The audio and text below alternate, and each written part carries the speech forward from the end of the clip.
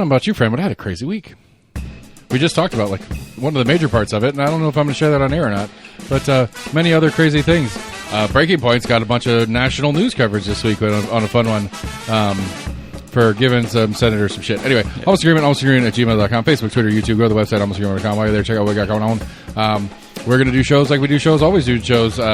School is back, so for you psychos out there that like to drive like 95 miles an hour down side roads through Knoxville, those side roads are near schools are going to have those flashing lights, and they're going to be 20 miles an hour. So this is your public service announcement from me. Don't speed through school zones, jackass. Anyway, favorite podcast writer, favorite socials, all those kind of things. Like, friend, follow, share, text us to your friends. Do what you can do to support the show. We've got election coming up. Early voting starts next week. Timmy Burchett's on the mend. All sorts of good stuff. Anyway, let me shut up for a second and play this intro and move on.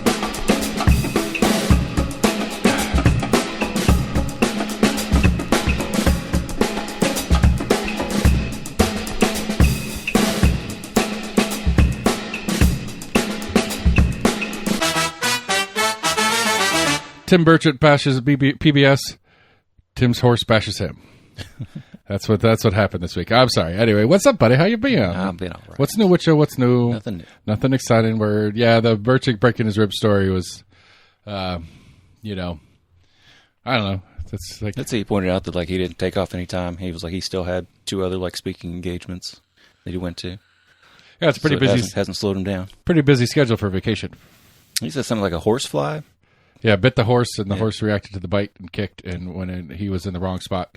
He broke a couple ribs. Yeah. Went to the ER for a little bit.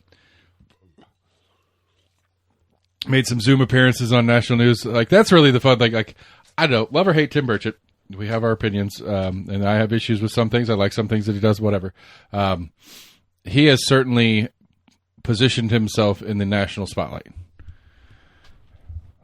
Like, do you ever recall Tim or Jimmy Duncan ever making the news? Yeah, not to my recollection. Like he had that seat for like 25 years, and I don't think he made he made some local news stories here and there, but I don't think he made any national news stories like ever. I'm sure there's a couple here and there, but I'm just saying. The joke that Scott and I were making earlier is we think that Tim Burchett's had more national TV airtime this year than Jimmy Duncan had in his entire career of 25 years in that seat. It's possible, but media is much more broad now. That's true. That's fair. That's fair too. I mean, hell, Tim Burchett did my podcast, so obviously he's a little bit of a camera whore too. Possibly. Yeah, I know. He found somebody that wanted to talk about the aliens, and he was super jacked, ready to go. It's like, let's talk about the aliens. Let's do it. I wonder how he feels about funding research into aliens. Be an interesting question. Do you see my favorite of the? Do you see, like, so Mr. Musk and the Boring Company are going to dig a hole in Nashville, and everybody's got their opinions on it. Have you seen any? You've seen that story? Yeah, I sent you the one article that I had seen on it. The one I sent you, I think I had read like right before I sent it to you. That was a little bit more had a little bit more details on it. So there's like 2 or 3 different. There's a couple different stories at play here. One, I mean, that's about all I got. So apparently the way this system works is basically you go park in this parking lot, or you get off the plane at the airport and go to this thing, and you get in a Tesla, and the Tesla drives itself through the tunnel. Yeah. You don't drive through the tunnel. The Teslas drive themselves. So only Teslas go in there. Okay. All right. Whatever. That's its own thing. And so, like, functionally, like, in theory, it makes sense. I don't know. I haven't seen the full map of what the plan is. But just getting from the airport to downtown Nashville, if that's all it is, like literally goes there and lets you off in the parking lot of the football stadium. Apparently, I was just reading a story today on it. I think it actually got approved by some weird like 3 or 4 person like committee. So it's not going to go through the legislature at all. I mean, it's our man, the comptroller, the Secretary of State, and I mean, I do have some questions. People. Right, I have some questions on how, like, I don't know if we decide to put one of these here in Knoxville, if he wants to keep expanding his weird Tesla tunnel network, right, and wants to put one that runs from the Knoxville Airport to downtown and it runs underneath my house. How's that work? Yeah, I don't know. Like, I mean, obviously it's well under any reasonable depth that I couldn't dig a hole in my backyard to hit it, but At the same time, they were talking about the geology around Nashville. Apparently, the one reason why you don't have subways and stuff, I guess, is due to some of the rock. So I guess there is some logistical, but assuming... I mean, he did one in L.A. Is there one in L.A.? I think he was building one in Chicago. He did one in Vegas. Loop. I thought he has one in Vegas and L.A. I'm not sure. Is there... story I was looking at today, I guess, had some not discrepancy, a little bit of a hint of shadiness in that it seemed like they were just rubber stamping it. Because apparently, like a day or two ago, there was a company putting up... It's a garage that's for, like, the Capitol building. Like public parking for the Capitol building. Which apparently they were trying to say is only, on average, 30% full. And I guess people that were at this meeting that was talking about it, they're like, yeah, maybe on the weekdays. They're like, but it's packed on the weekends. They were like, oh, it's only 30% capacity on weekdays and on the weekends. They're like, the hell it is. Like, it's a major parking garage in downtown, right next to the Capitol. Like, people use it on the weekends at least.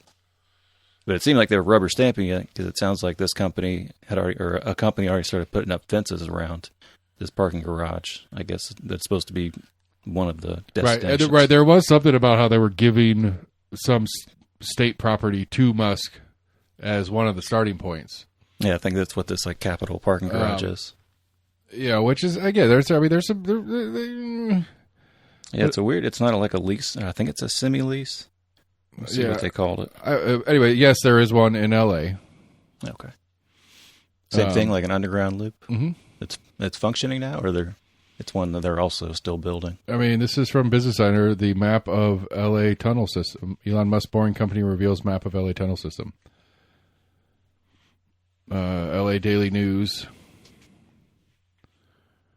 Maybe you didn't build it yet. Maybe this is the plan for it. I'm assuming like this is going to take years to build, but I don't know. I mean, we were talking about it for he was working on it that first time he went on Rogan smoking a joint, and everybody freaked out about. Yeah, it was a while ago. Yeah, so that was that was a long time ago.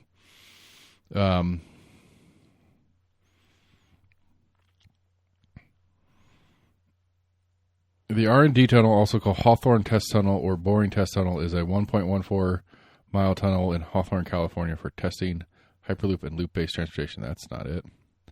The Boring Company tunnel route picture. I think the one in Chicago was supposed to be like an experimentation or something, where he was looking at doing the capsules, I think, like that mentioned. No, it looks like, okay, all these different headlines make it sound like it might be in process. It's not completed yet. But the LA one's definitely completed and functional. Or not the LA one, excuse me. The Vegas one is doing its thing. I don't know. This headline calls it free land lease approved.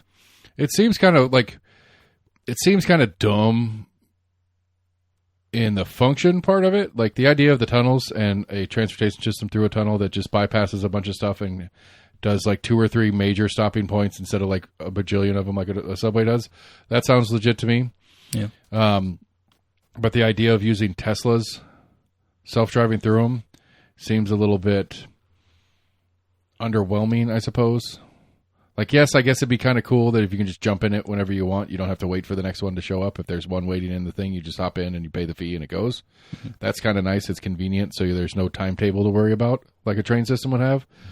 But at the same time, it's I would think it'd be more efficient to have the capability of moving 100 people at a time instead of 4. I wonder if they're figuring out how to kind of semi-charge them as they're going as well. Who knows? I mean, they're built small, which kind of makes sense if you think about it, considering, if you don't have to worry about oncoming traffic or any of that kind of stuff, you only need it the size of the vehicle. But it's I don't know, build a Tesla, take a Tesla frame and put 2 of them together so it's got a little trailer with it that it seats 12 people or something like that. Yeah, you would think they would have a semi-larger version, almost like a minivan that right. could seat 8 or 9. But so I don't know, it seems kind of silly. Doesn't seem like the end of the world. We're not paying for it unless we use it in the future. I could see a move where, a decade from now, after it's done being built, that the state reclaims their land back and takes control of it and puts a small light rail in it or something. I mean, it seems to me that it's the the transportation in the tunnel is the second part of the conversation. Boring has built the machine that digs the tunnel, and that's what matters. That's the thing that has value as far as I'm concerned. Because like remember the channel build thing? That's the super machine that did that.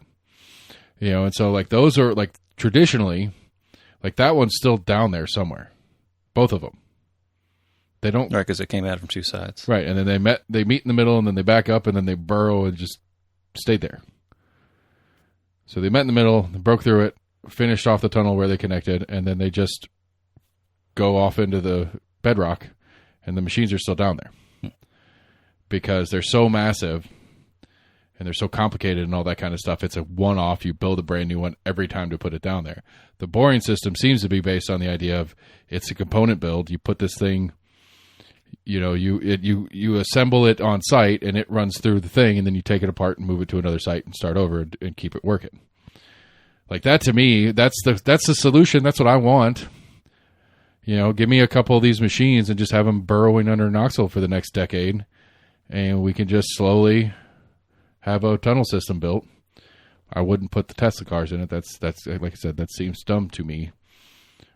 It seems like if you're in a tunnel, you're basically on a track anyway. Why wouldn't you use a track-based mode of transportation instead of wheels on?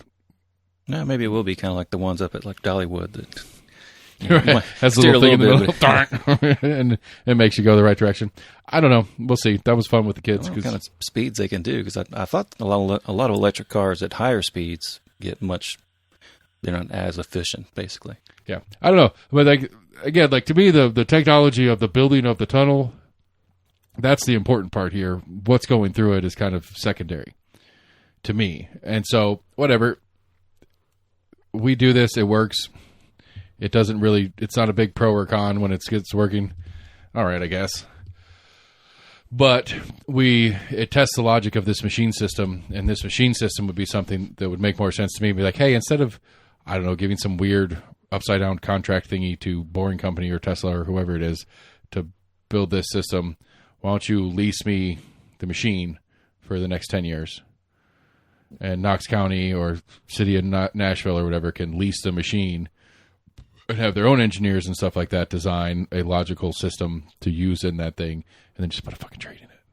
Like I think that's like, it doesn't make the car part makes no sense to me. Or at least build like a big, like I said, like build a big weird like tube shaped car that fills the whole tube out and can sit more people than just one of the cars. Right. But then there's the whole political fallout of this thing, which is a whole other animal. So we take the thing for what it is. The thing for what it is, it's probably a net Like I don't see it being a super positive. It doesn't really make sense. I could see it being useful. You know, go down to the airport here, pay the $50 or whatever for a one-way ticket to Nashville, get off at Nashville's airport, don't have to rent a car, don't have to fuck with that. Get on this thing, and I can go downtown, get in the hotel I'm staying in, go to the football game, or go back, whatever. Like it seems. Yeah, but airport short-term parking isn't cheap either. For here, no. I'd bum a ride off of you or something. No, the one in Nashville. That's what I'm saying. That's the point. Is you skip the parking. It's the long-term parking that this is really targeted to skip. Is that so? If you live in Nashville proper, like if you live close to downtown, you just get downtown. However you get downtown, and hop on the Tesla tunnel and go to the airport, and then fly to Vegas or know, New York or LA or whatever I mean, I think people that want to go into the city but not actually have to drive into the city, because the airport's a decent. Right. It's either way. Right. But I think the plan on this one that they're doing is not for people that live in the outskirts to drive to the airport and then take it into town. It's for people that are flying in to not have to rent a car to take into town or get on a bus or something weird that goes and congests the interstate further. No, I think that would require, some kind of, I mean, there's ride shares now, but there's no like car rental companies, right next to the Capitol for people that do, fly in, get to the middle of downtown. If they're staying for a couple days, they got to figure out where they're going from there. Probably close to a bus stop, maybe. Right. Or you've got if any of those downtown hotels, if they're smart, they'll have a little shuttle. Yeah. Like, yeah, you're coming into town and you're staying with us, and you're going to come in through the tunnel. We'll have a van there waiting to pick you up. So I think it'd be more useful to people outside of the city, driving in, parking at the airport, getting a ride into downtown. It's right. And I mean, I don't know, like it's short-term, daily parking at the airport versus trying to park downtown and the cost for a parking space. I don't know. I don't know what the rates are at the airport, but I would say they're probably close to, if not less than, like daily rates downtown. Yeah. Like if you're just going to a public garage downtown. I mean, I want to say we paid like $60 for a Sunday for our football ticket, or for a parking pass for a football game. And we weren't super close. It was a solid mile plus walk. Right. To the stadium. It was a good walk though. It was a nice walk. We went over the other bridge. There's the one bridge that's only foot traffic, and then the one that's south of that. Because they have a little amphitheater tucked in there. We got to walk over the bridge, and it was kind of a neat little walk. No one down there. It was cooking. It was hot. Anyway, so but the political side of it was fun. Justin Jones was very upset that he didn't get to go to the announcement meeting. The press release, the release where Governor Lee was announcing this great new deal that nobody in government except for Governor Lee apparently had any idea that was happening until he was announcing that it was happening. Mm-hmm. Justin Jones, whose district the airport and parts of this project will be in, was not invited. So he showed up anyway, and they wouldn't let him in. And then Becky Massey walks in. Oh, I think you were telling me about that. And he's like, she doesn't even represent the districts, and she gets to go in there?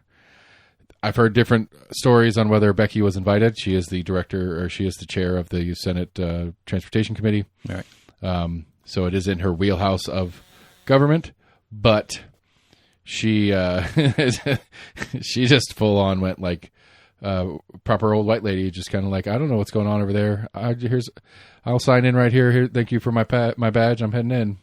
She just completely ignored it in the video that I saw. But I have heard conflicting reports on whether she was invited to it or not. And he's like, well, she wasn't invited in, but you're letting her in, and she's an elected representative. Why aren't you letting me in? Let's see. Yeah, so the subcommittee consists, I guess the subcommittee that approved this, consists of Bryson, a member of Governor Lee's cabinet, and Hargett, Trey Hargett, the Secretary of State. Yeah. Jason Mumpower, the Comptroller, and State Treasurer David Liller, who serve as Tennessee's 3 constitutional officers. I've never heard of that. Good. Elected by the General Assembly. All 4 voted unanimously to approve the lease, prompting shouts of shame and boos from those in attendance. I mean, again, like the structure of the deal and what's in it for Boring and what's in it for the state, I don't like. If all we did was give access to a parking lot that it's pay to use on the weekends, I'm sure anyway. Sure, it's not free parking on the weekends. Tough. And so it's going to be pay to use, and you're,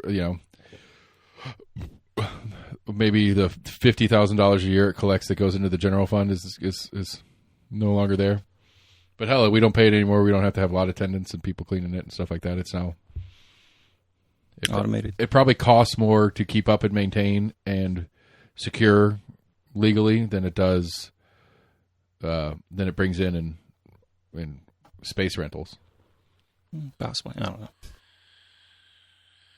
But I don't know. I don't know. Like I don't know how to feel about it. I just don't I don't really care. Like, I didn't pay for it, you didn't pay for it. I'm not getting anything out of it. I'm not losing anything for it yet. There is part of me that has a little bit of that yetism. I feel that it just being basically like a free land lease, basically. Yeah, but it's the same. I mean, it's not. It's theoretically the same as this choice lane thing that they approved. Although that was a legislative action, right? But it's still basically giving private companies the rights to do X, Y, and Z and profit off of it, which is basically generally thought of as public property. Because the way I understand it is, like, Jimmy's construction company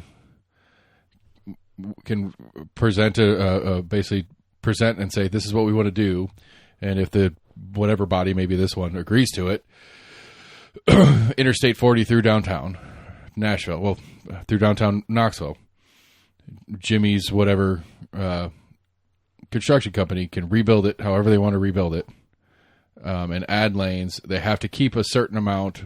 I think they'd have to keep the current access free.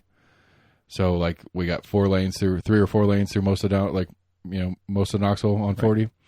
So they have to keep that accessibly the same. But if they add any extra lanes, they can make those pay lanes. And so they can spend all the money building the entire interstate and make money off of 2 of the 6 lanes that they build on the interstate to pay to make it a profitable venture for them. I would love to see one of these proposals in action to see how it makes any sense for the construction company. If there's any kind of profit split, I wouldn't think so. I wouldn't think there's enough profit. Like that's my gut reaction is there's not enough profit to make it worth doing in the first place. Like how many people would have to use these choice lanes to pay? They'll probably get more people on like a monthly or yearly subscription. Or like you said, they may not use it all the time, but that's what. Right, but still, like how many people would have to have? Like, what would you set the premium at? And how many people would have to have the subscription plus your one-off users that use it once or twice and pay the single-day version of it or whatever it's set up as?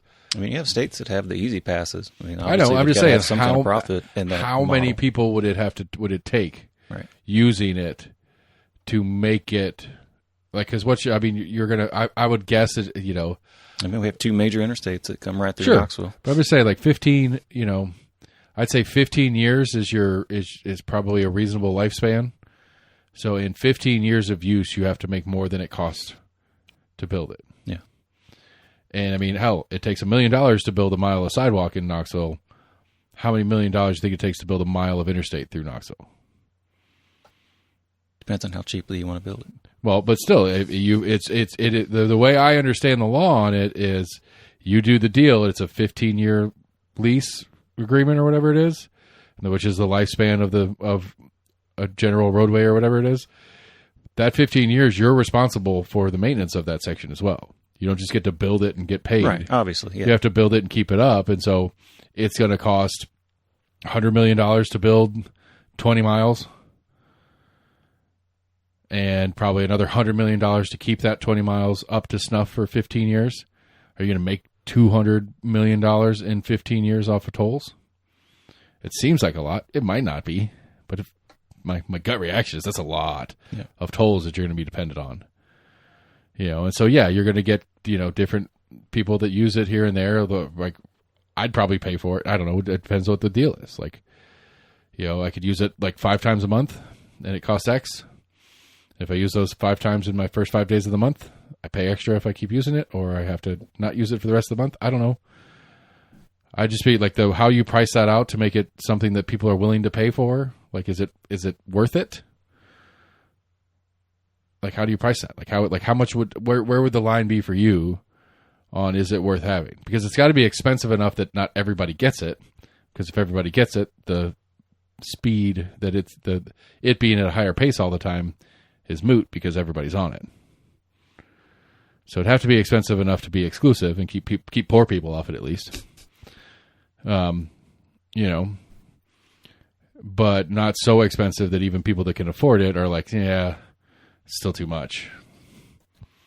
Well, even once they got it up and running, you're still going to have kind of like rush hour congestion to an extent, even on that choice select lane. Yeah, okay, let's think about it this way. So if it's $100 a month, and we've got right at 500,000 people in Knox County, half of those are legal drivers. Half of those are legal drivers. Twice that many are passing through, but the passing through probably won't use it a lot unless they do it on accident. Maybe. I don't know. 200,000 people a month use it, and that average out to $100 per. So that'd be $2 million a month. So $24 million a year, $240 million for 10 years. I don't know if it costs. I mean, I feel like $240 million would be the low end of what it would cost to build any significant section. Are they going to be connected to exits at all, or is it supposed to be more just like a through?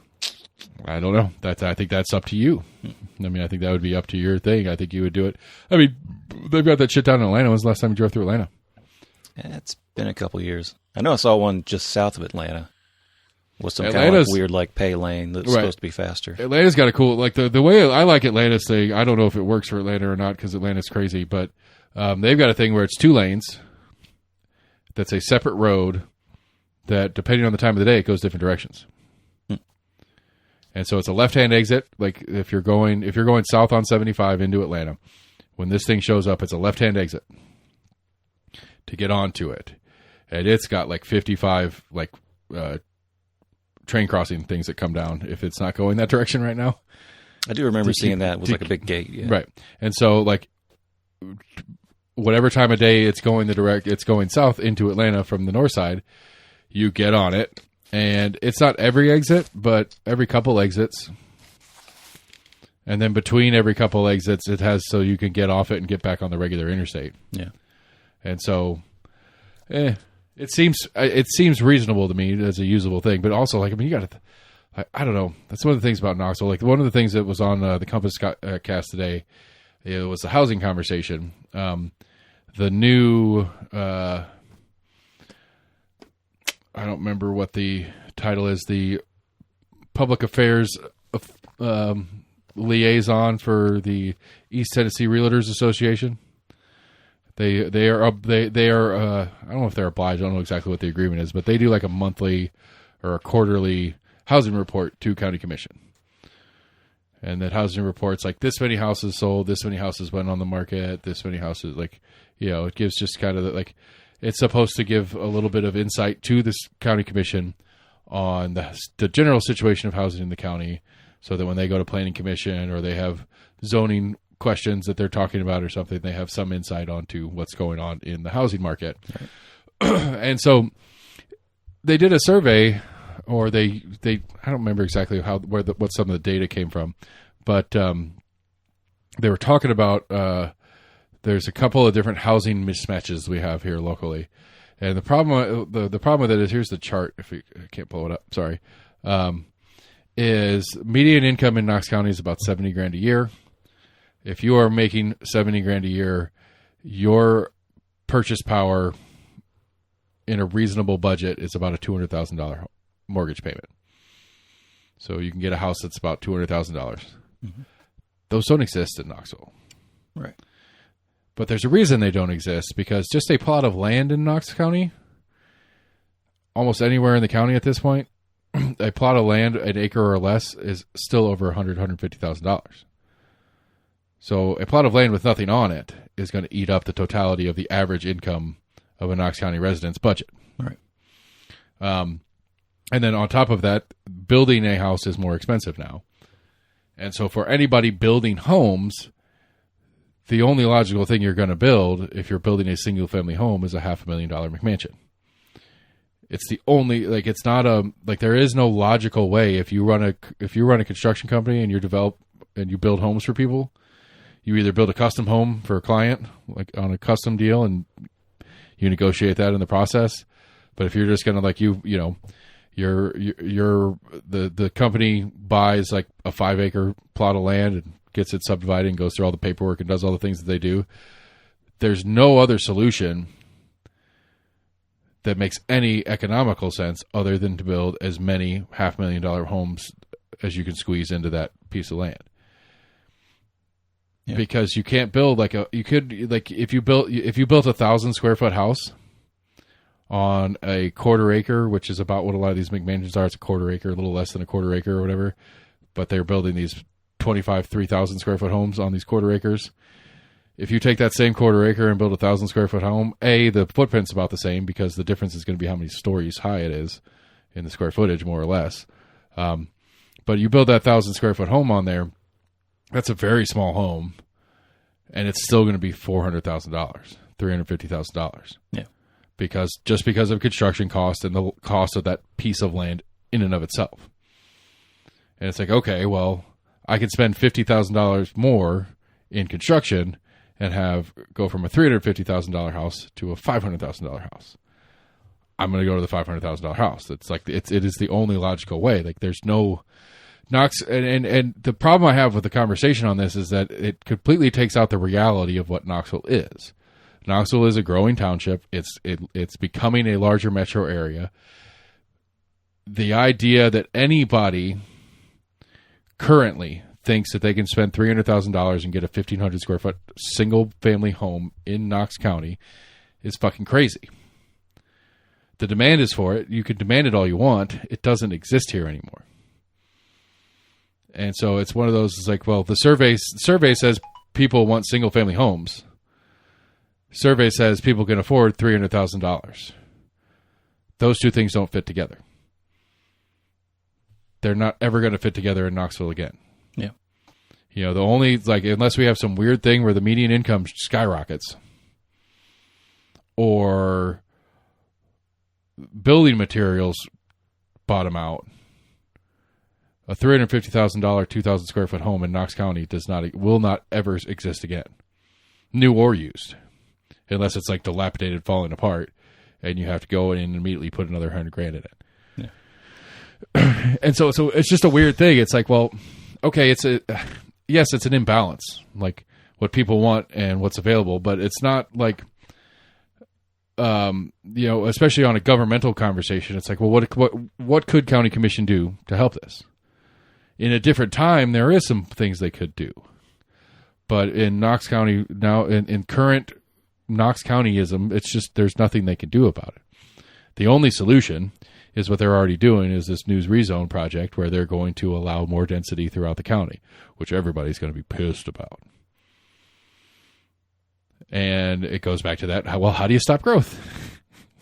And there is only one solution. Nobody has told me otherwise yet. I've made this argument to 100 people, and nobody has told me I'm wrong yet. So I'm pretty sure my solution, like if you are serious as a Knox County resident, if you are serious about stopping growth, make Knoxville suck. Make Knox County suck. Whatever combination of things that would make you hate living here, that's what you've got to do to get people to stop moving here. The missus had a great one earlier. She says, she was talking about when she was working in the bar and stuff, like, you know, because like a lot of times on game days and stuff, people are like, man, Knoxville, like you guys in Knoxville are great. Like I love coming up to like games in Knoxville, or I'll come stay in Knoxville to go to the Smokies or whatever. Like Knoxville's just a great town. It's full of cool people. It's a really cool place to be. And she was like, I used to tell people, it's like, yeah, we need to quit being so nice or you guys are going to start staying. Yeah. And here we are.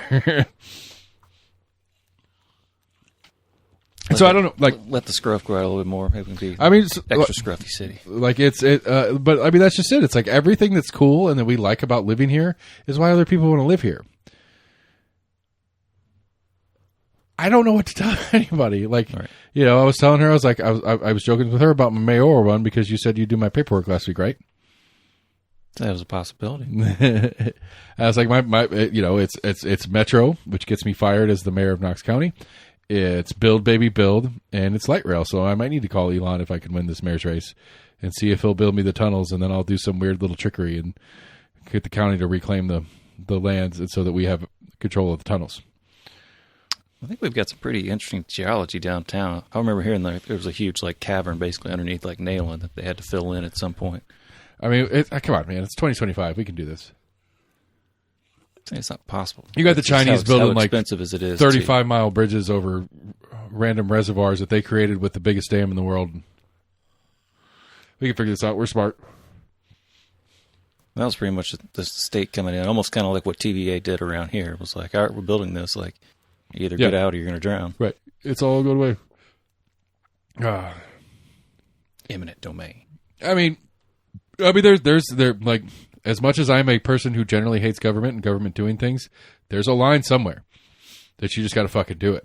Like, I think at some point, if Becky ever gets her Knoxville bypass from 75, where she gets it, so from out there where 75-40 split at Watt Road, that 75 will continue up into Anderson County and then reconnect to 75, like up in like... what is it? Rocky Top? Oh, Rocky Top. Okay. Like way up there. I don't think it's supposed to go all the way over to the east side. It's just supposed to skip. Anybody that's going 75 north can skip Knoxville. It doesn't help the 40. Well, it depends. If you're going from Nashville to Lexington, you can take it and skip it. Yeah. But if you're going Nashville to Asheville, you still need to come through Knoxville. But still, I mean, you take a bunch of 75 traffic off of 40 through downtown. That's huge. Yeah. I mean, that'd be a huge.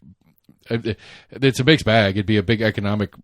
It would be hard. It'd be an economic disadvantage for Knoxville because all those people who stop and get something to eat or stay in the hotel or something like that won't do it anymore because they won't be down there to do it. And so there will be significant economic growth that goes into where that is instead of what is coming into Knoxville now. But it's still like I haven't looked at a map in like great detail or anything. But I mean, how much private property is the state going to have to, or is the state and federal government going to have to eat up to do that? Right. And at some point, I can acknowledge the reality of it. At some point, you just got to be like, sorry, folks, this sucks, but we have to do something. It's a true greater good conversation. You better have a good argument for the greater good on it. But at some point, you gotta be like, yeah, okay, I know. Like it goes like my build baby build thing and my hate of surface level parking lots. It's going to be hey, we've got it. It's going to be hard. It's going to be expensive. It's going to be hard on developers to go through with the plan that I want to do. It's going to make it cost a little more for them to do their thing. But we're running out of space. We can't keep sprawling like this and think like it's going to continue. Which, I mean, Atlanta's did it at some point, like we were just talking about with the interstates and the different stuff that Atlanta's been doing over the decades. Like, you've got to make a choice somewhere. Like, are we going to be a real city or are we going to be this just overly congested country bumpkin land? Because that's the only two options. That's it. We're not going backwards, people. It ain't going to happen. Because you don't want it. Like, that's just it. Nobody wants it. All right. They don't want, they want everything to stay awesome, but nobody else to enjoy it. What are your thoughts on the whole, fine, you moved here, but don't bring your politics with you? I've heard that a few different times, a few different ways. I haven't heard that much of that. I mean, I've heard a bunch of it in different places, but it's hey, you moved here from California. Hey, you moved here from New York. Great. Fine, whatever. We can't stop you from moving here, but there's a reason you left there, and there's a reason you chose here. And if the reason you left there was because of some of the stuff that your politicians were doing there, don't vote for people like your politicians here. That's the long-winded version of the statement.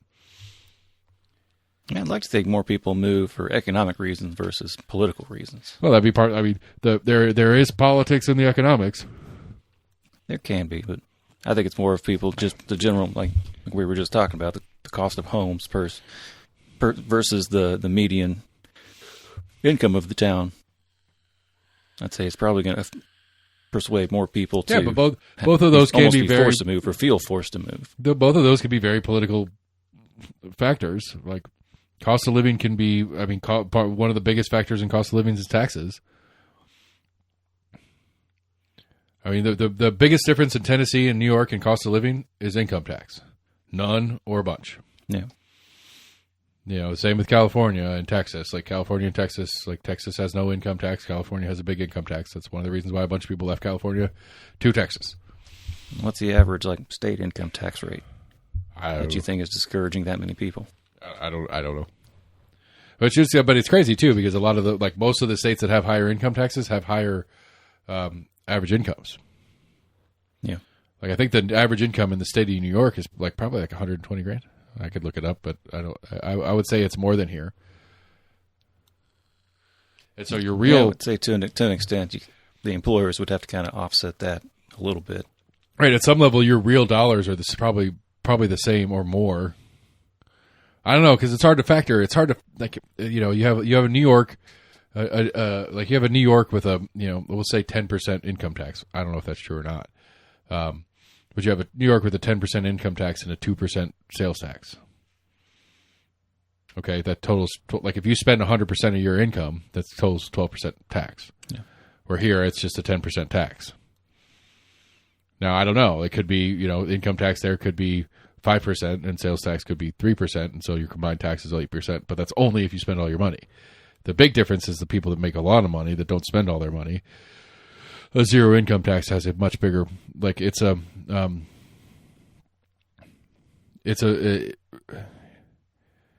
high income tax is a regressive tax. Well, sales tax is a regressive tax. High income tax is a progressive tax. I don't know how to word that. Because people that make a lot of money, like if you make $500,000, I don't know what the math is, but again, for making up examples real quick, if you make $500,000 in Tennessee and you make $500,000 in New York, well, you get taxed on 100% of that $500,000. See, I think I got an AI answer. New York's income tax rates range from 4% to 10.9%, depending on your income level. Oh, it's graduated tax level too. Okay. So what is the top level was 10% plus a local sales tax cost. So you're looking at more than, but again, if you make $500,000 a year in New York and it's a 10% and you're on that 10% income tax bracket, they're taking $50,000. If you make $500,000 a year in Tennessee, you're taking zero. And if you only spend $200,000 that over the course of the year in living, you're only paying $20,000 in taxes in Tennessee. And so it's a net $30,000 plus, and that's a purely politics cost of living difference.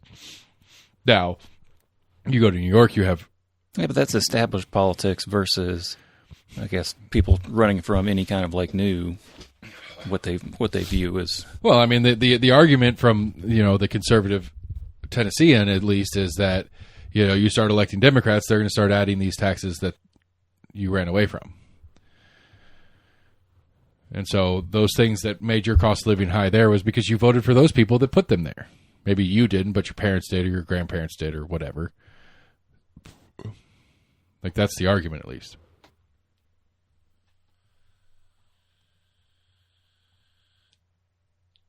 I don't know, I mean, I think if you look at New York, yes, they've got the income, but I think also like power is more expensive there. So it's not necessarily, I think, all just politics-driven taxation. I agree. I don't think the general cost of living is. I don't think it's 100% politics, but again, economics is a big part of it. Feeling safe in your neighborhoods is a big part of it. But like, I'm not saying that. I wouldn't argue that 100% of people's. I would argue that like 90% plus of people's reasons for leaving or for relocating, other than a job change, like relocating with the intent to change places, not because they had to, because their work transferred them or something like that. People who are choosing to relocate is something downstream from politics. Now, do they put that connection together in their head? Probably not. Is it a straight line connection? Maybe. I mean, you could tie a lot of issues to the periphery of politics, but I don't know how much so they're directly related. I don't know. Depending on like age bracket, Florida's always been a big retirement area, so is like the Southwest. So some people move no income simply tax, just for climate reasons, and no state income tax. Well, generally, if you're retiring, you're not. I don't think you get taxed on your Social Security benefits. Yeah, you do. I don't know. You get regular federal income tax on it. I wouldn't see why the state wouldn't do it too. Yeah, probably. I mean, I'm pretty sure it's the way. I'm assuming it's going to be a lower rate compared to just straight income. But I don't know. I guess that would be considered income. Right. I mean, I would, if anybody's taxing it, it's going to be taxing it the way they tax other income. I wouldn't think they'd have a special sub bracket for you make $50,000 a year off of Social Security versus you make $50,000 a year off of whatever. True. But even so, it might be a lower rate than a normal $50,000. But I would say that other states have something similar in place too. I would think it's either way. If it's a lower rate, it's more than zero in a zero income tax state. Yeah, probably. So I don't know. Like I just thought it's an interesting little phrase that gets popped around, and I have parts of me that's like, yeah, and I have parts of me that's like, meh. But that's because because to me, there's the logical, correct answer of there are different issues in politics. Because one of the,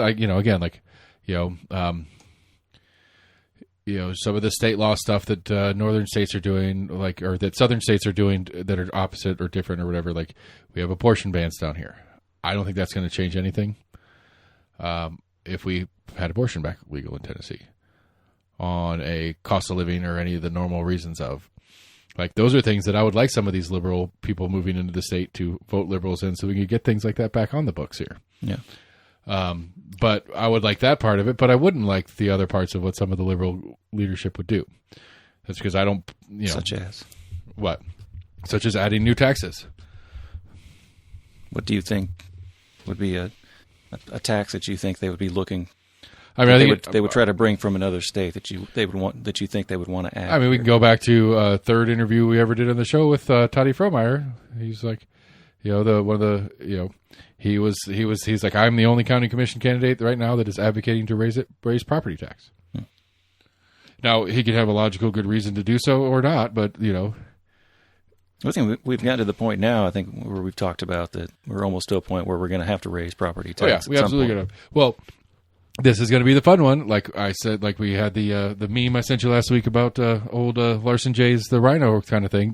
It's going to be a very interesting primary for that reason, because Betsy's going to say some stupid shit like we're not going to raise property tax. And people don't want property tax going up. People don't want it. Again, same thing with our construction conversation earlier. At some point, somebody's got to put their big boy pants on and say, hey guys, I understand you don't want this, but too bad. Grow up. We have to have it. You can just move then. Right. And that's just it. Like if you want roads and bridges that are drivable, then go somewhere else, because we're not going to collect taxes to pay for that. That's what Knox County is saying. Anybody in Knox County government who says we were not going to raise property tax is saying, if you want good roads and funds and schools to be funded, go somewhere else. To quote Eric and his stuff, 1-800-U-Haul, bitches. And that's just the reality of it. I don't really quite understand it. Some of that was poor governmental decisions from decades past with the weird balloon loans that they put out and stuff like that. And those people should be drugged from their homes and shot, or dug back out of the ground and reburied somewhere else in a much less nice place. Because if you signed off on some weird loan that got you a bunch of money now, and then we pay 15 times that, but don't start paying it for 20 years later or whatever. Right, but it made the books look good during their tenure. It made things look good for you, and you got projects done that you didn't think you could afford, or that you couldn't afford, but you got those projects done, and now your grandkids have got to figure out how to, keep the basics running because we had that project back then. Yeah. Like, those people should be drug out and beaten. Maybe not beaten, that's too much, I apologize. Metaphorically beaten. They should be their name should be associated with turds. But there's a financial reality of what's happening, and I don't know what else. Like, I don't know how else you can spend that. If I'm mayor of Knox County, I will not raise property tax in Knox County. Then you got to come up with some creative, like. I'll tell you what. Find some other kind of tax to add in, or add a little bit. Well, no, because they won't even touch. Like the Knox County Commission has had zero conversation about sales tax increase. Zero, because Mayor Jacobs said no, because he would not raise a tax, even though he wouldn't be raising this tax. Although Backroom Knox has gotten a big stink about how. Like he framed it to be like county or city council is passing the buck and making it your decision instead of choosing by themselves. It's like they can't choose by themselves. It is a charter rule. They have to make this a ballot item. Although it sounds good to the uninformed. Although he did put it in a good, like they did put it in an interesting format. It's like, well, if you're wanting to put the decision to the public, well, give them a choice. Not keep the tax or raise the tax. How about lower the tax, keep the tax, or raise the tax? Give us the third option here. If you put a ballot initiative to lower city sales tax from 9.25% to 8.75%, keep it at 9.25%, or raise it to 9.75%, put that on the ballot. I think that's an interesting question. Yeah, but I don't think many people would realize the repercussions of. Oh, it's that. Well, it doesn't matter. You have to. A ballot initiative has to be yes, no. Okay. So there's no way to do it. There's no way to do choice. it. Right. There's no way to say yes, no, maybe. Like that's not an option in the way. And again, that's just that's just a structural like format thing. You can't really hate on it. But it was an interesting thought process. Like I'd be curious because you're not wrong. But at the end of the day, like the logic's the same. If you're smart enough to vote on whether we should increase taxes or not, then you should be smart enough to vote on whether we lower taxes or not. Right. Like it doesn't seem like a leap in logic. If you're good enough to make one choice, you should be good enough to make the other. I think that's why the city, made a point, even though you didn't like the way they listed it on the website, but made a point to try to show the proceeds or how the proceeds would be spent. Right. Well, I mean, the problem, I think they again, there's only two options that make any logical sense to me: is either they did it on purpose to be misleading, or the underpaid web designers that we have that work for the city of Knoxville just did a bad job. Could be. I'm Might thinking have been contracted out. I think to the prior. I think the prior. I think it was intentional. I think it was intentional to be a little bit misleading, but that's the cynic in me.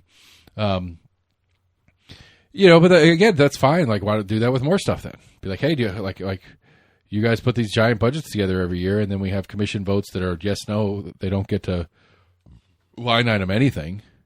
The mayor presents a budget, and then the commission says yes, no. It's like, well, if we're voting on, if you're trying to sell me a tax increase so you can do these things, why aren't you garnering my opinion when we're putting a budget together? Because maybe we don't want to fund X.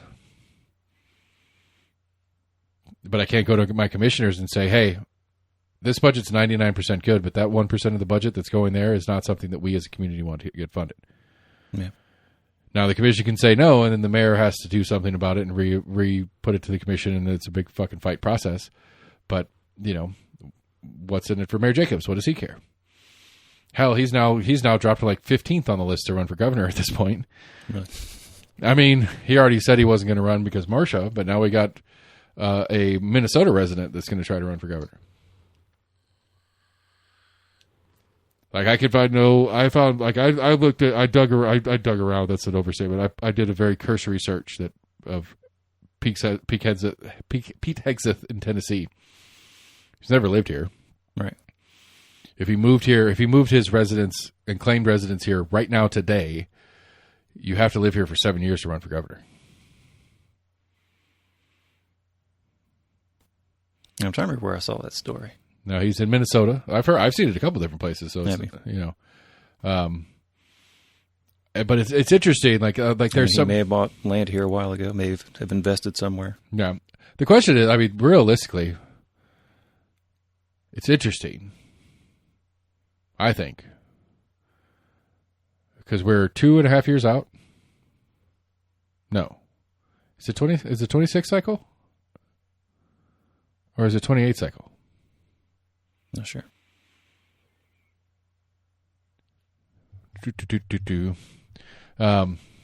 Either way, the shorter version of it is we are a year out. The primary for governor of Tennessee, if it's 26, will be August of next year. We are a full year out. And there are some pretty significant names in national politics that are eyeballing Tennessee governorship. You have a senator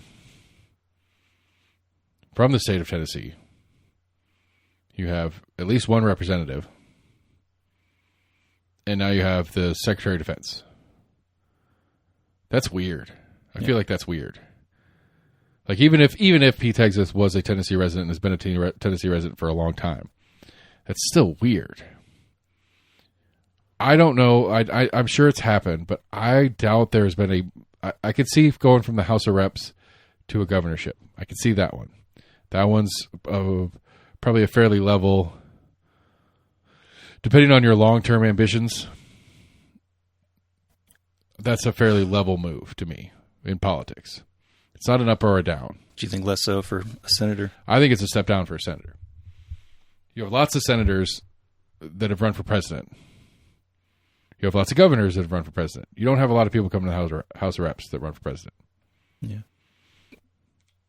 You know, and so as a way to kind of boost your resume, if you're like, I know Tim Burchett hasn't said it by any stretch, but as a way to boost your resume as a Tim Burchett type fella, to run for governor of the state of Tennessee is going to kick him up a notch, because it's executive experience, which is one of them. If you're going to run for president in the future, you have more names recognition, all that kind of stuff. Like, you know, I think, yeah, because I mean, Senator Gore, you know, like just on Tennessee level stuff, he was a senator. Right. His dad was a senator. You know, Obama was a senator. Bush Jr. was governor of Texas. Clinton was governor. Clinton was governor of Arkansas. Bush Sr. was governor. No, Bush Sr. was vice president? Vice president. With Reagan, yeah. Right. I mean, before vice president, he was the director of national security or something like that. Head of the CIA. Yeah. You know, so like once you're into that cabinet level kind of stuff in the federal government, like that's kind of like, you know, Reagan was governor of California. You know, like I'm trying, like I don't know, like outside of Trump's the anomaly here. Biden obviously was a senator. You know, and then you go back to like major contenders, like Al Gore was a senator from Tennessee. And then he was vice president, and then he ran against Bush. Hillary Clinton Hillary was a little bit of an anomaly in the sense that was she a senator from New York? Mm-hmm. Okay, never mind. She was a senator. Kamala was a vice president. Senator before that. She was senator before that. So yeah, like I mean, so on the political hierarchy of things, like I could see you like was that the Rose character from the House of Representatives that has made a statement that he wants to run for governor. Like that would make sense to me. If Burchett wanted to run for governor, that would make sense to me. On the growing, you know, on the rising the political ladder, it made sense to me that going from a mayor of a major metropolitan area, county mayor of a major metropolitan area, to governor is just, you know, that's a step in that direction. I mean, you know, or Bill Lee beat Boyd,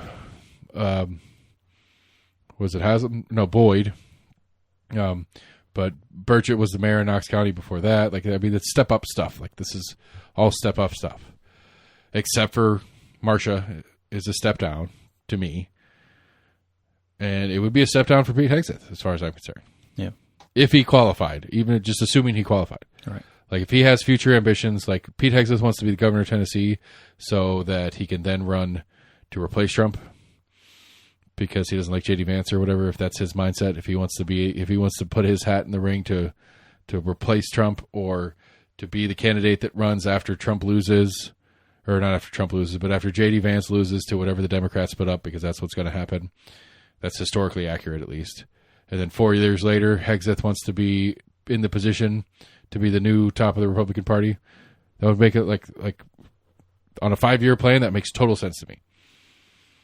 Other than the residency requirement. Go be the governor of Minnesota. Right. So anyway, I thought that was a weird one. How did I start talking about that? I was just joking about it. Housing stuff. I don't know.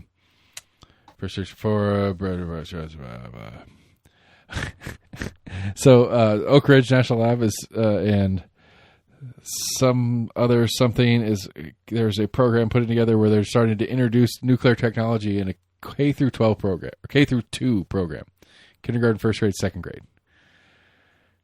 It's a program there's something they're going to make the curriculum age appropriate. It's like, what are we talking about? Yeah, I'm not sure how that's going to work. I think I made a joke on Scott's show. It's like what when Scott was explaining, it's like, while you're explaining this, all I'm seeing is the Mr. DNA from Jurassic Park video. Yeah. Remember that?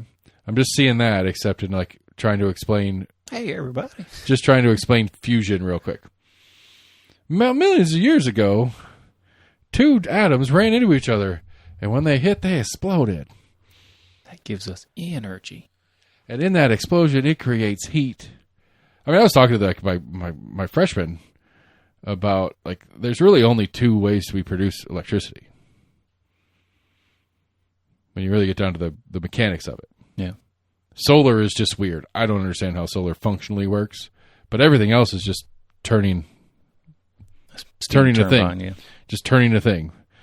How you turn the thing there's a bunch of different methods on how you turn the thing, but you're just turning a thing. You've got a turbine in a dam, and the water runs through it, and it twists the thing, and the twisting thing twists the magnet inside a coil of copper, and that produces electricity. A fucking windmill is just that. Right.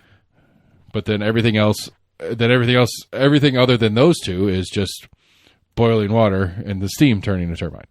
Whether you're boiling water with nuclear or geothermal, or there's that other form of solar, or coal or oil or gas or whatever it is, that's all just boiling water. Right. The other kind of solar one, he told me the name of it, and it was I forgot the name of it, but that's the one where they take all the mirrors, okay, and they reflect the sun into a single point, and that single point boils water. Yeah, I was about to say, turns I think that's steam related as well. Right, turns it to steam. The steam runs the turbine, rinse and repeat. I think it's like superheats some kind of liquid. Yeah, like a super like salty liquid. No. But yeah, so anyway, so look out, future kindergartners. I'm looking at you when I have questions about how nuclear energy works. Brush up on your science. I mean, hey, we got to start somewhere. Like we got to start kicking out smarter kids. We're going to need some nuclear engineers.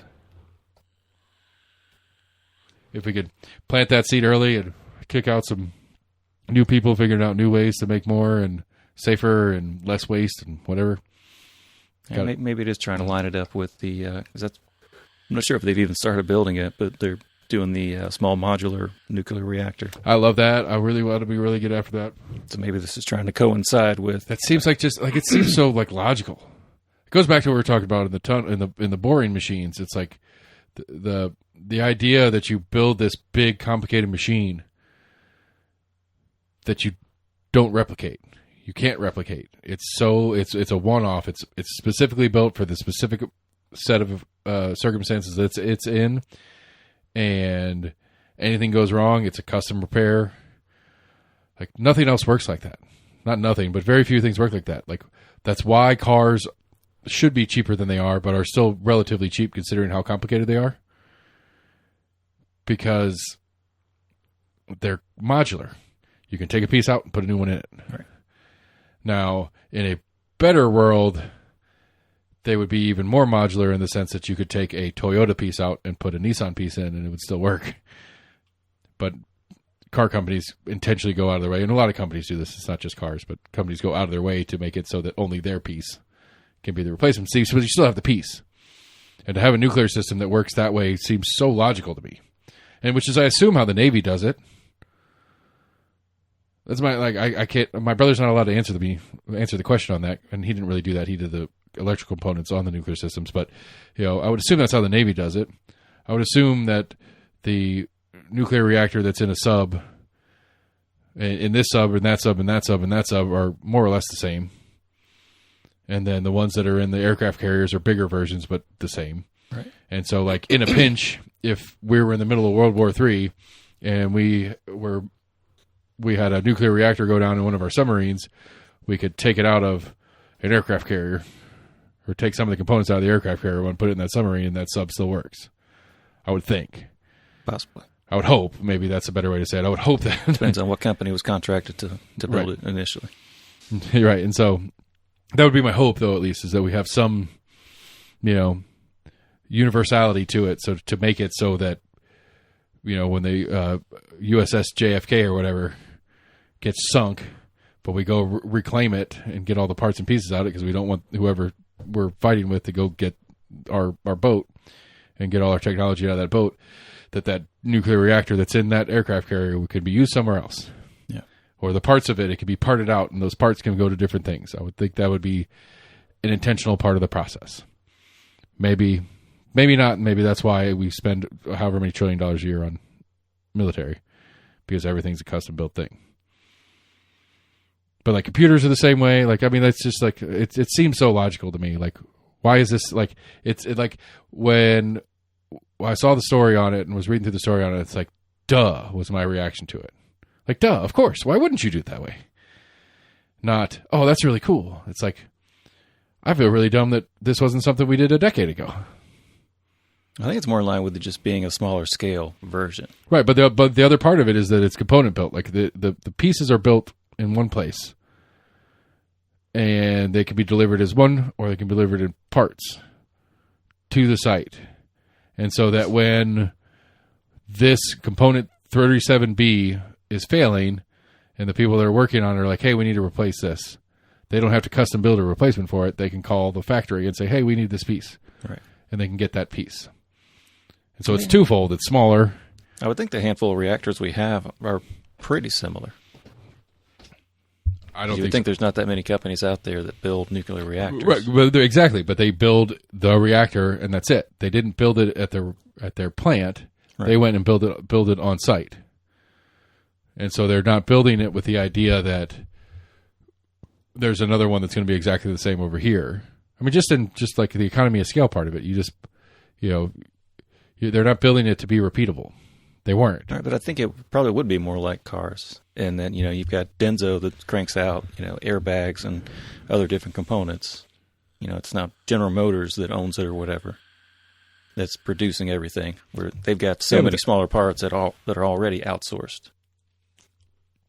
Yeah, but if you're building parts for nuclear reactors and there's only 3 in the world, how many parts are you going to build? 3. Maybe 6. But not really 3 because that's all you're getting paid for. And as far as just like circuit boards, are going to come from a different company, all the wiring, etc. Smaller bits. No, I agree with that. Right. So the control systems and electronics and all that kind of stuff, but the actual nitty-gritty of the nuclear components, as I understand it, and all current prior to this model coming out, were all custom built on site by design inside the plans of this one. Yeah.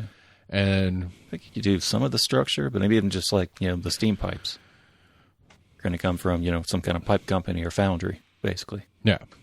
I don't know. Yeah. But I think it was an order. So whoever was assembling it ordered 3 pipes to this specification from this person. Right.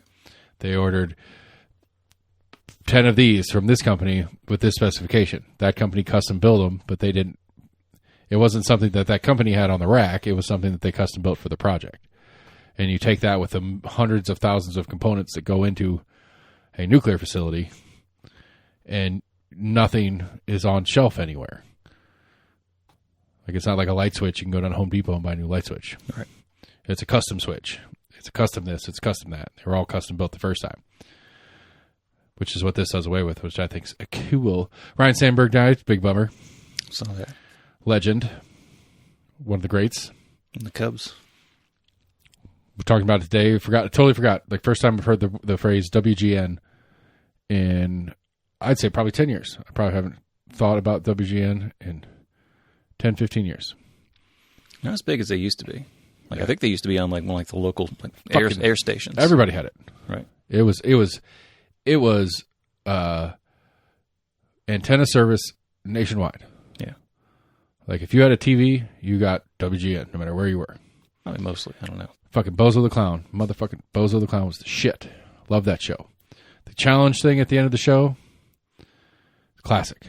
I need to put some pics. We're talking about doing we're trying to think of some new fun nightly events to do at the bar. The ping pong ball in the bucket. Here we go. 1, 2, 3, and the buckets get further away. Okay. And the further you go, the more points you got, or the more money you got paid off. Do you remember that part? That was my favorite part of the show. I didn't watch much Bozo. That was my favorite. Well, I watched a lot of Bozo. Well, I lived just north of Chicago, so I got WGN in crystal clear. Yeah. Well, crystal clear on those TVs back in the day. Standard definition. Yeah. And perfect standard definition. But I do remember, like, just turn the TV on and Cubs games are on all the time. That was the thing.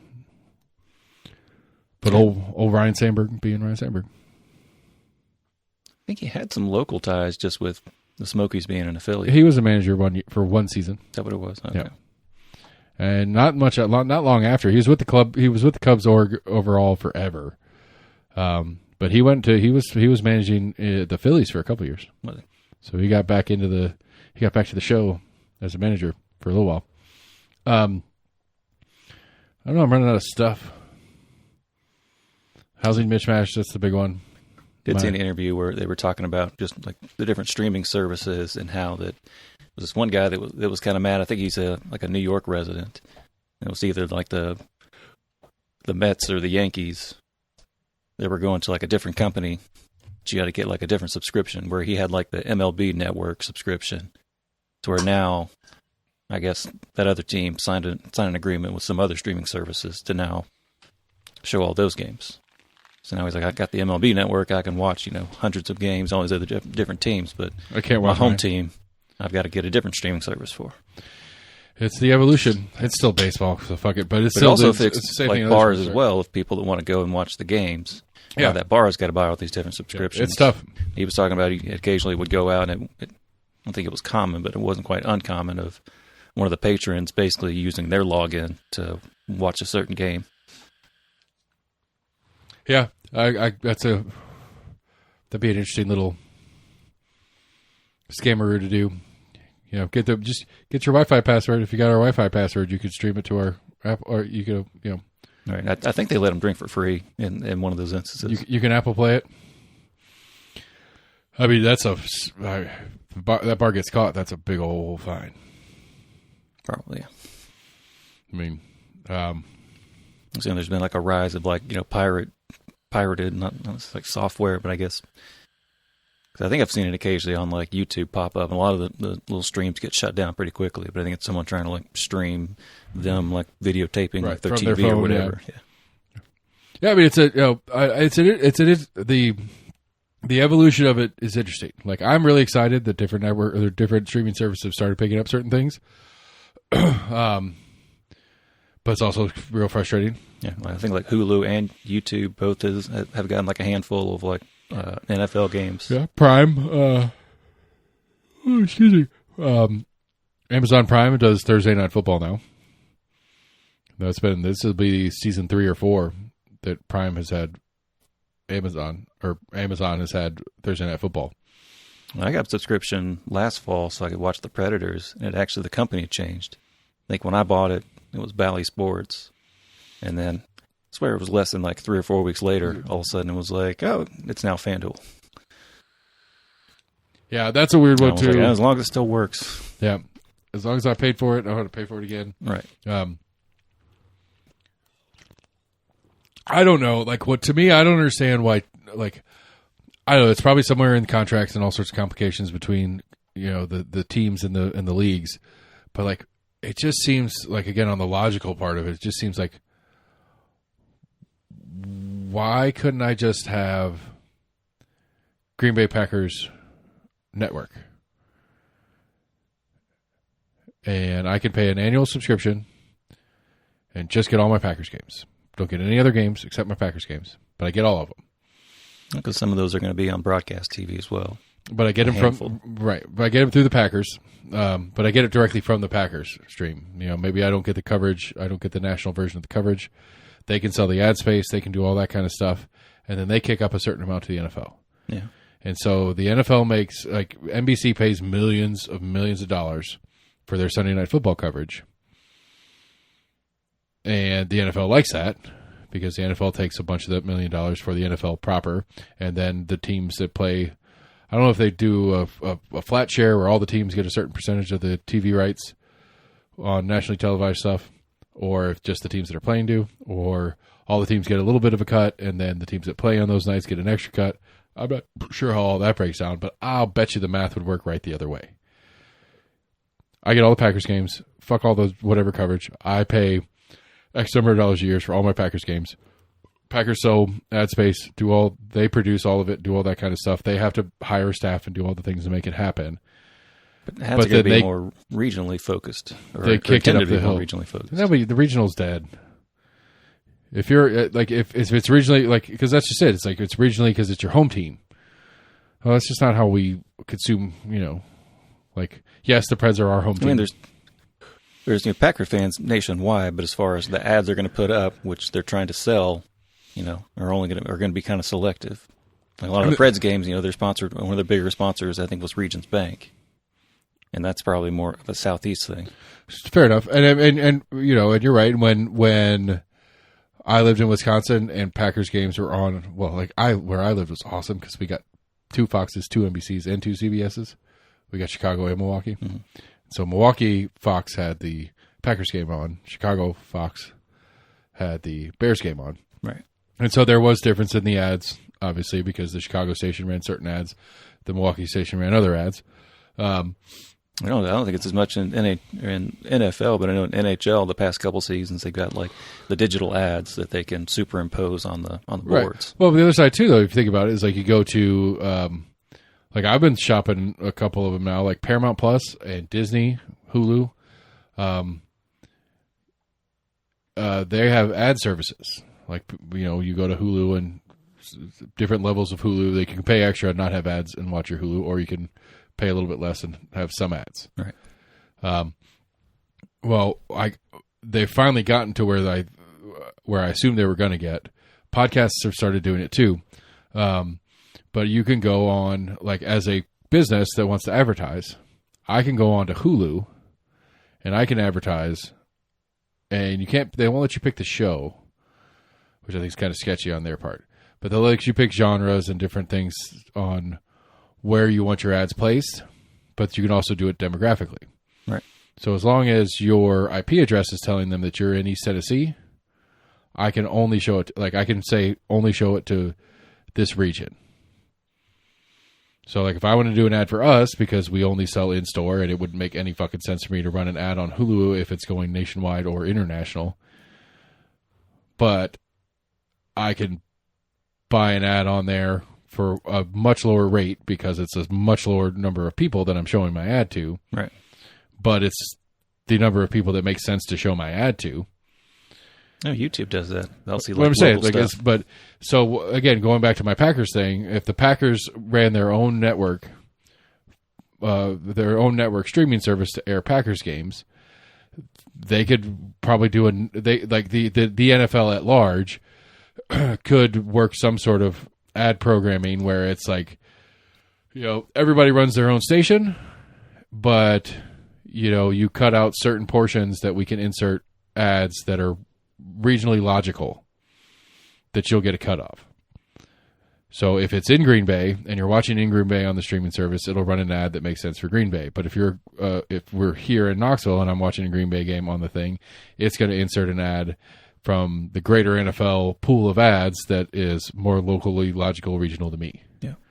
And you can insert that ad and you can keep all that in play, and it still gives all the different, you know, especially Green Bay being a good example because they are the smallest market of any professional sports team in the world. And it would be hard for them to find somebody to pay $1 million for a season-long ad run. Bob's Hardware. Right. You know, but they could split that up over 17 games or 17 weeks or whatever, and each of those slots has 50 different companies that are advertising in one slot because one of those companies is in Florida, so anybody watching from Florida gets the Florida version of it. Yeah. Because then, as an advertiser too, if I'm the business trying to advertise, and like it's like, hey, we've got a couple of them here. I haven't seen the whole league, but there are different bars in town that are team bars. Come here and watch the Packers game with us. Come here and watch the Patriots game with us. Like there's fan clubs that have a home bar that they go and watch games together at. I remember seeing it for there was some local bar that does. There's a bunch of West Premier Ham Leagues. United. Yeah, there's a handful Premier of League stuff. Right, Premier League stuff. Arsenal, I think Union. One of the Union Jacks is God. Who is it? Tottenham. Maybe it's the Hotspurs. The Tottenham Hotspurs. I don't remember, but they're one. You know, Man City, Man U, whatever. I don't remember what it is, but they're one. They're one. There's a network of bars that do soccer, that do Premier League. Yeah. You know, and so again, if I was gonna that would be a great ad. If it's only to people in Knoxville or greater Knoxville area, hey, you're watching the Packers game on your phone? Come watch it with us, with other Packers fans here in Knoxville. On the big screen. And only people that are local enough to see that would be able to see it. Right. It'd be a great ad. I'd pay a lot of money for that ad if I was the Packers home base. I mean, we talked about it. If we're going to do it, we'd have to be either the Raiders or the Buccaneers.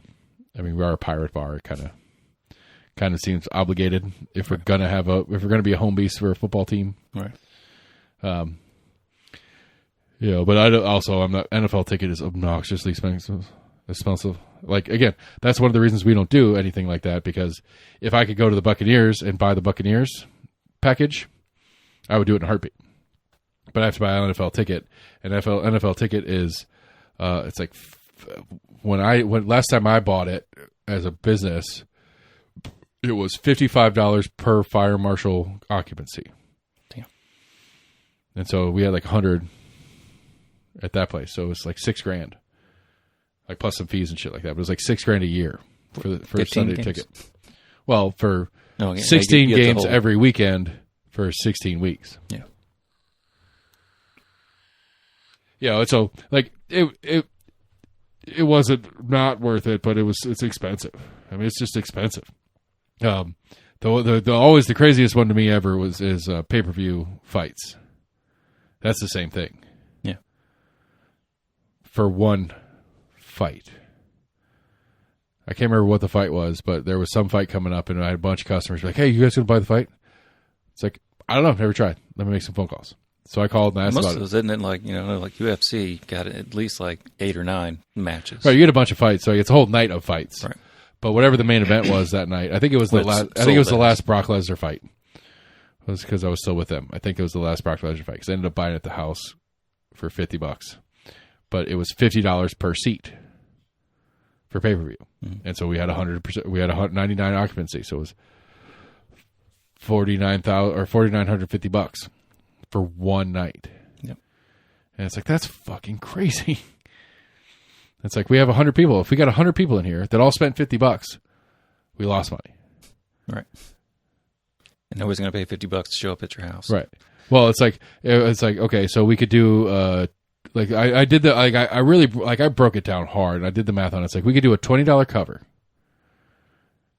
that none of our customers are going to want to pay. But if we could do a $20 cover and get to capacity, that would be $2,000. And then everybody that's in here spends $75 a piece, and we'd break even. I know Hooters used to do it, and you think they're probably losing money on that. Occupancy. I think Hooters had a two-way deal though. Oh, okay. I think Hooters got it as a bonus for sponsorship. I think Hooters spent like $20 million to sponsor events. Right. And that's true. As a kickback for their sponsorship, they got free access to the pay-per-views.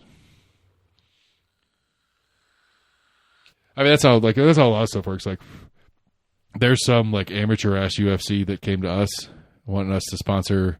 They're doing a fucking cage fight in World's Fair Amphitheater with no alcohol, mind you. What? Yeah. So the seating chart's kind of interesting. They have tables on the stage. It's a very interesting seating chart. General admission is the normal seats or whatever. They have a set of seats that are like cage side seats that you're sitting right at, and then on the rest of the stage area, they have like 12-person tables that kind of radiate off of the octagon. So you can have I know Cotton Eye Joe's done some like small level like cage fights, right? And so I think like the National Guard Armory there by West, I think they occasionally have things. Look, I'm happy to be more like Smoky Mountain Wrestling. Right, I'm cool with it. I'm excited about it, but like World's Fair Amphitheater is a very interesting venue for a fight. But you're also doing it with no alcohol service, right? But none of this, like I looked at this place, they don't do the last fight they had was at the Cumberland County Event Center, and there's no like I've been digging through their stuff. It's like, you have no alcohol. How are you gonna have fights with no alcohol? I just don't want to pay the extra liability. Yeah, but that's where you're gonna make so much money off that. Would you pay $100? Or some company's going to make money, maybe not necessarily them. Would you pay $100 to sit fairly close to a fight and not be able to have a beer while you're doing it? No. Exactly. I mean, you probably wouldn't pay for $100 yeah, I was about to say a beer, but your likelihood of spending the $100 on the ticket, I think, goes down exceptionally fast if there's no alcohol service. Yeah. I mean, just look at Thompson. Look at Thompson's events prior to having alcohol service.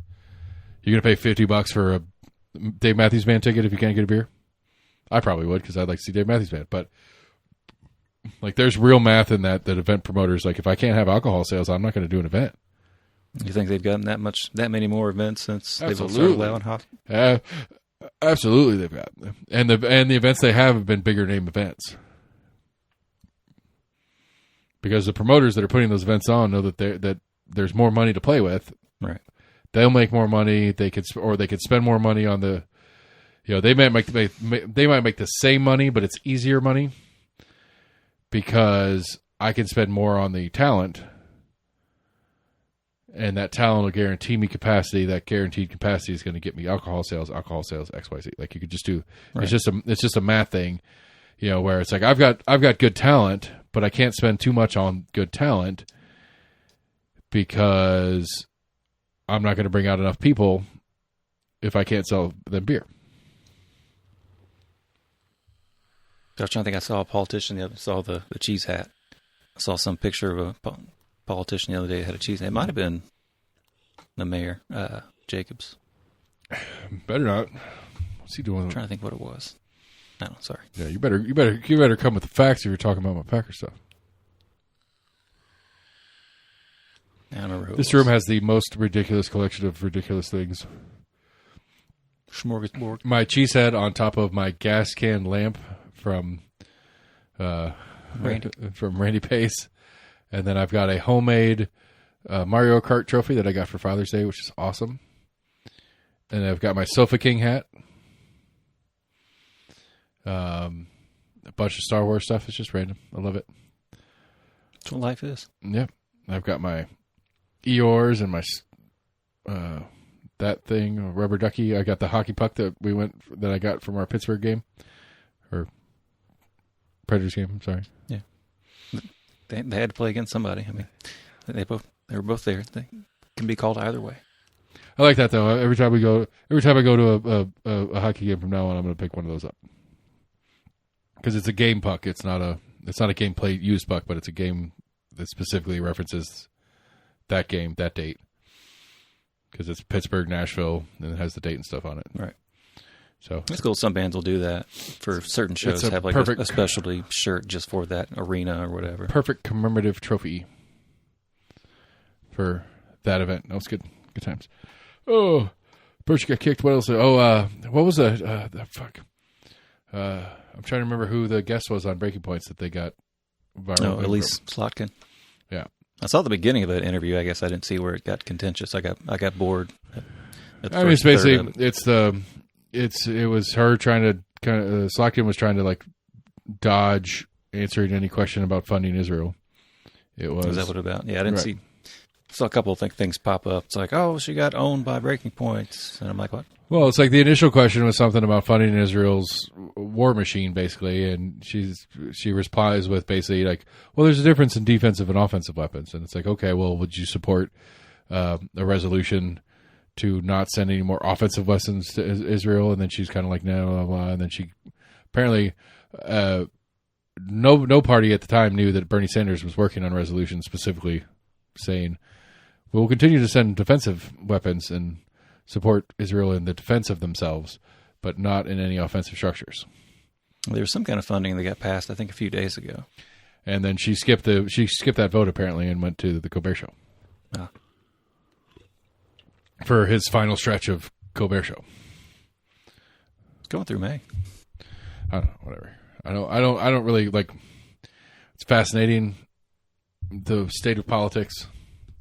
I don't know. Like, you're never going to know the truth about really what transpired to get it there. But it's like CBS.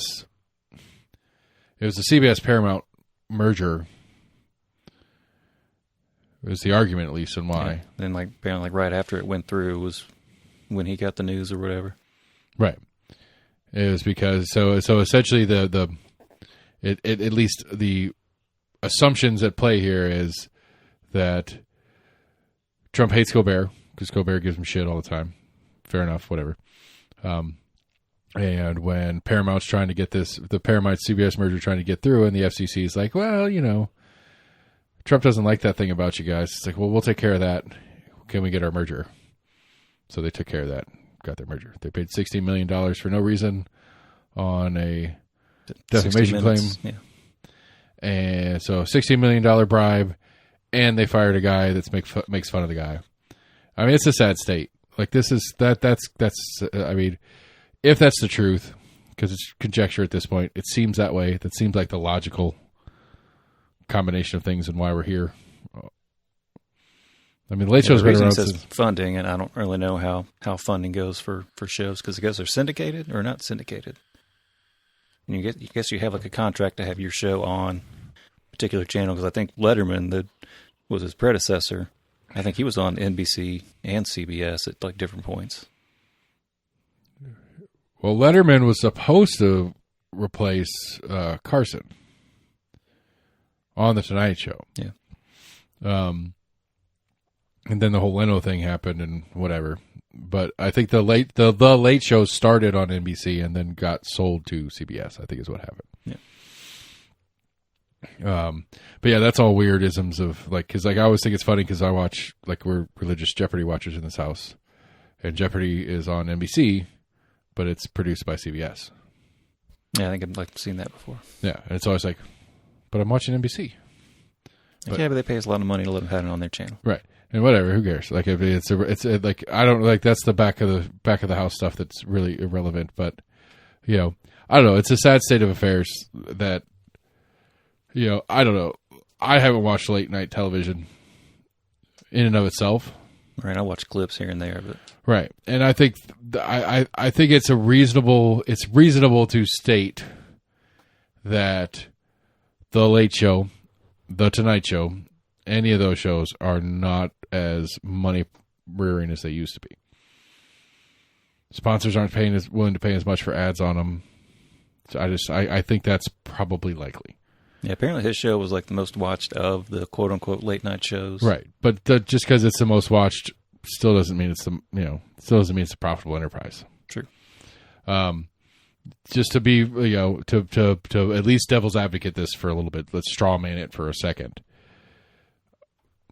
I don't know who's watching that shit. Like actually watching that shit. Now, I don't know if they have any if there's any profit model out of their clipping and YouTube game. I'd say it coincides with a lot of people that still watch like the local news because a lot of those come on right after the 10 o'clock, 11 o'clock news. Right, which I'll again say, when's the last time you watched the 11 o'clock news? There's people that still do. There are people that still do, but I'll bet you just on the local level, you could probably, it would be an interesting conversation to have with somebody at WBAR. Yeah. Like, what is your most watched show? I would say the evening news versus the morning news. I would bet you that they have more consistent engagement out of their app than anything else. That would be my guess. Yeah. Let's say with like the late shows. I mean, I'm sure they've got some kind of deals with other streaming services to where you can watch it at different times. I mean, I think they probably have a whole department inside there that clips it out and puts it on YouTube, and that their YouTube channel is monetized and they're making money that way. Yeah. But I doubt that combination of YouTube income and other is making up for their loss in ad revenue. I really think it's just part of the animal that is television nowadays. It's just not happening anymore. Like, 'cause if you want comedy news, you have 10 million options on YouTube. You have 10 million options in podcasts. Right. Like, because I don't even know. Like, that's part of it too. Is like I don't know. I never really like the monologue part. Let me back up a second. If you want celebrity interviews, you have billion options between other streaming services on YouTube, on Spotify, as podcasts, as video, as not video. You can hear celebrities talk to each other until you die in a million different places. Right. As far as the promotional machine that is, this movie's coming out and they've got their stars on their press tour and they stop by the Late Show or whatever. I just don't think the value's there anymore because I'm pretty sure historically, like, I don't know, The Departed's coming out and they send Leonardo out on his like press junkets. I'm pretty sure the studio that produced the movie pays the Late Show to have him on. Very possibly, yeah. Because we need you to have him on to promote this thing. I'm the music label that has this band. I want them to come play your show because I want them to be out in front of more people. Right. You know, I don't see. If I'm making movies, I wouldn't see the value in that. I could get him on Rogan, or I could get him on Rogan. I couldn't get him on Rogan, but I could get him on a million podcasts that could get in front of tens of millions of people for next to nothing, if not nothing, and not pay for it on the Late Show that nobody's really watching anymore. Like, just on the business model, I can get behind the argument, I guess, is the whole moral of the story. I can get behind the argument that the Late Show isn't in the same way that I don't think there's anything on CBS that's really as profitable as it used to be. And if your big push is to get your streaming service merged with your network television channel, because that's the future of your business, then sure, cut off some dead weight to make the guy happy that has the power to stop you from your merger. It makes logical business sense. That's all I'm trying to say. I'm trying to think what other shows on network TV, have something, on all the weekdays outside of soap operas and the news. Nothing as a daily, there you go. Speaking of, if you want daily comedy news, you have The Daily Show. Right. It's back with Jon Stewart and everything. Only on Mondays, I think. Oh, is it weekly? Yeah, I think he's only back. No, I think he's only on it 1 day a week. The Asian guy's my favorite. I love that guy. He's funny. He's hilarious. His stand-up, he's got a couple of great stand-up specials too. I like Klepper. He's funny. There's I can't remember the other guy, darker brown hair guy. I still don't watch it. I haven't watched it since when I stopped watching when John left the first time. I watch clips. That's about it. Yeah. Again, same thing. Right. I mean, that's where. But I mean, I don't have Comedy Central. But again, that's the reality of consumption anymore. That's the whole point I'm saying. As a business model, if I'm Paramount and I'm looking at it, and I'm CBS or whatever it is, and I'm looking at this merger, it's not like you're losing something that's a big moneymaker for you. If it's making any money at all, it wasn't making a ton. Possibly. I don't know. I believe it. It just in a pure, it's still shitty. I'm not trying to say it's okay, that you cut something off that was, plus or minus. It wasn't a big plus or minus for you, but you cut it off purely for political purposes to make some dickhead happy so that you could get your merger through. Which also brings in the question of, what the fuck is the FCC doing? Realistically, the point of it having to be approved by them is to make sure that it's in our best interest as consumers.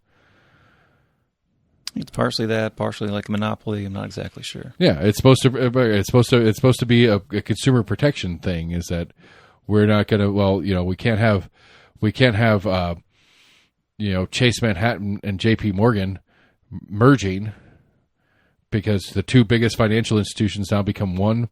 They will outpower everybody else in the market, and everybody's screwed for that. Right. That's the point of this thing. And it's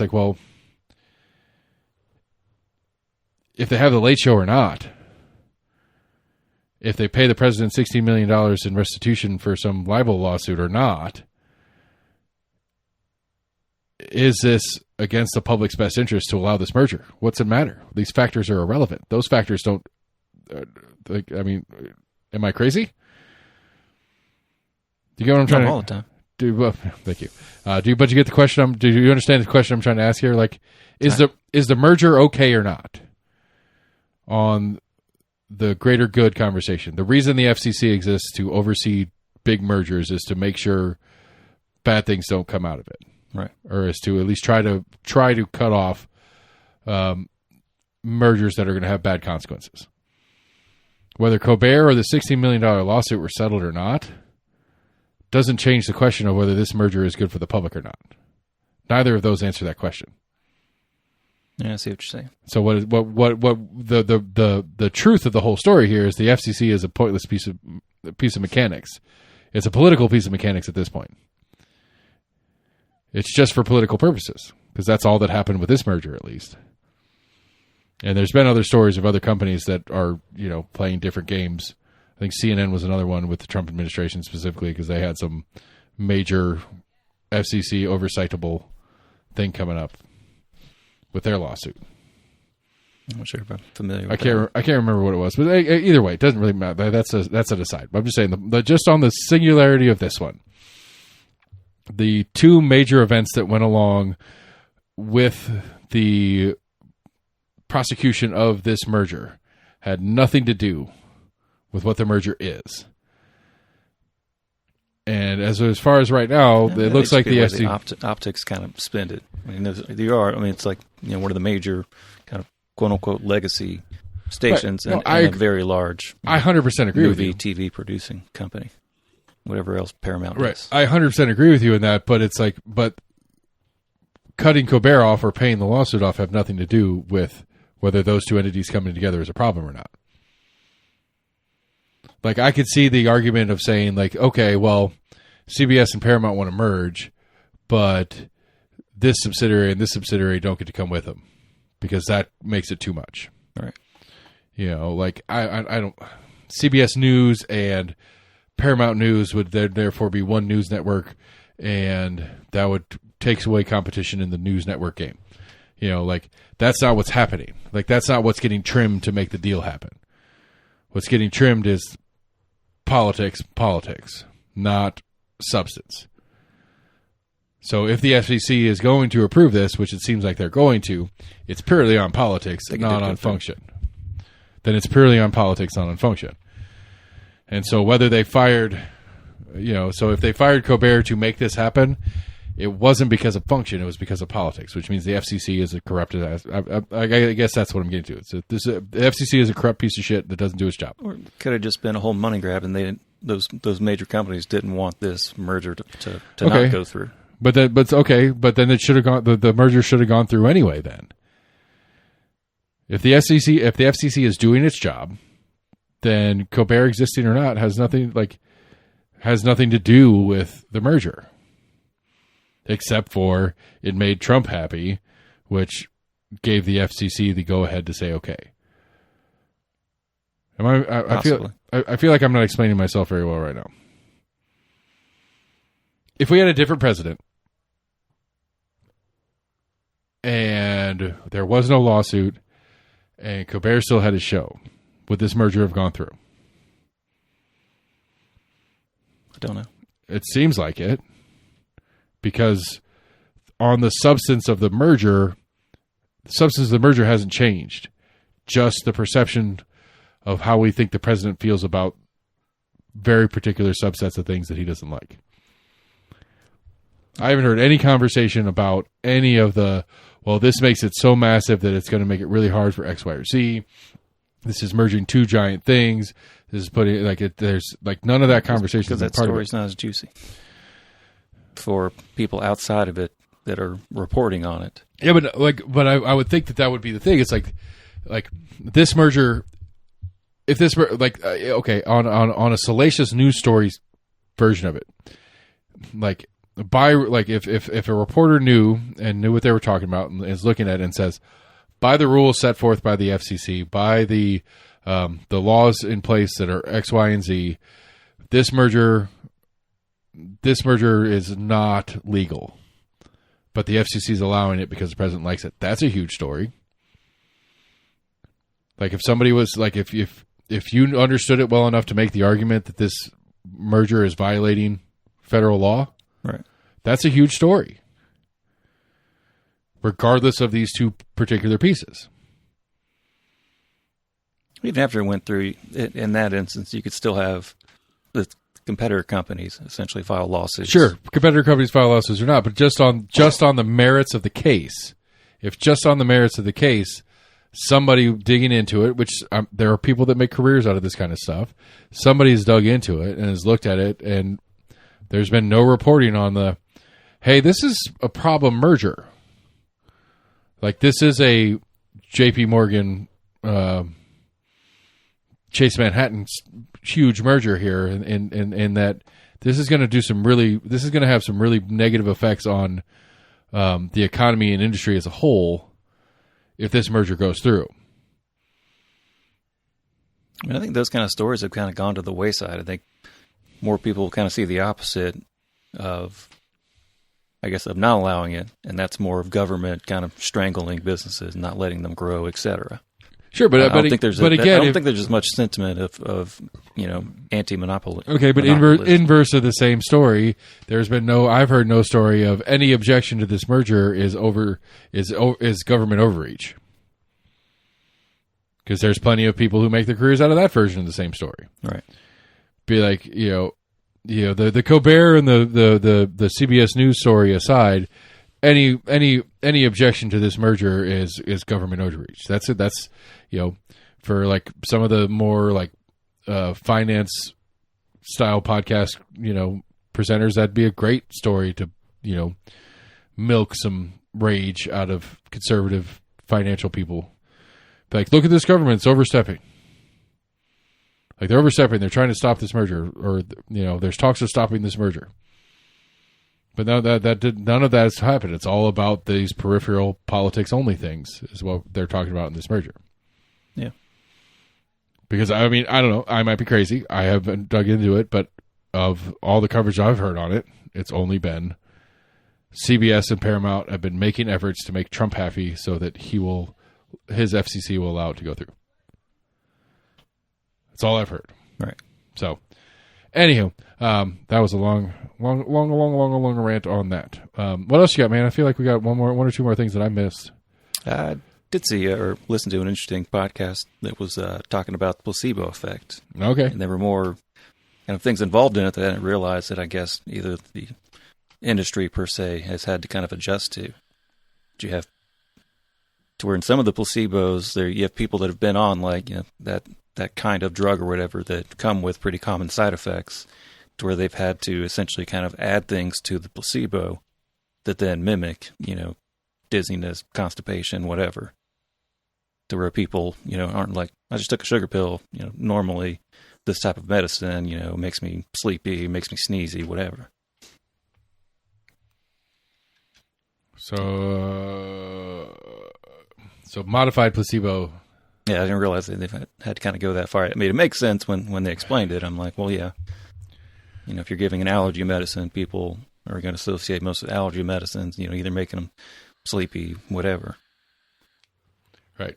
But they've also, I guess, had to then kind of make little caveats of people that are more familiar with placebo effect, in that, there are some placebos that people will have that perceived effect, even though it is a sugar pill. Will still have the desired effects of, said drug trial. Oh, even though they've taken, just a sugar pill.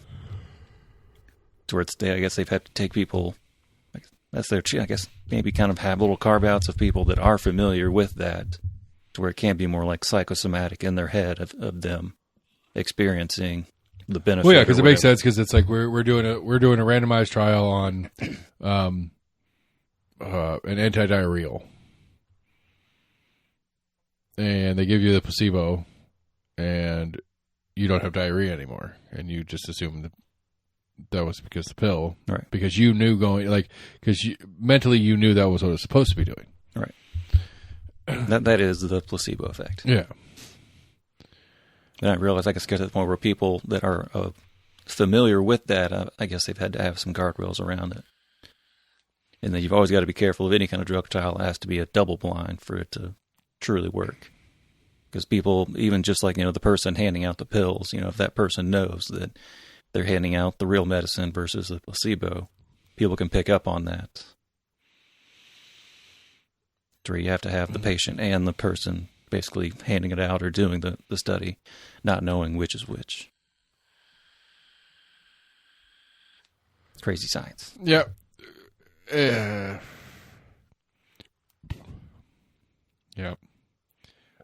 What else is happening? Oh, random fun little one is West is in the process of at school board this week.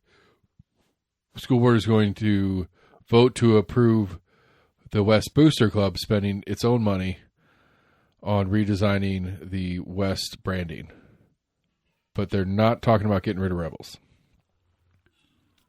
Changing like the logo kind of font or whatever. Yeah.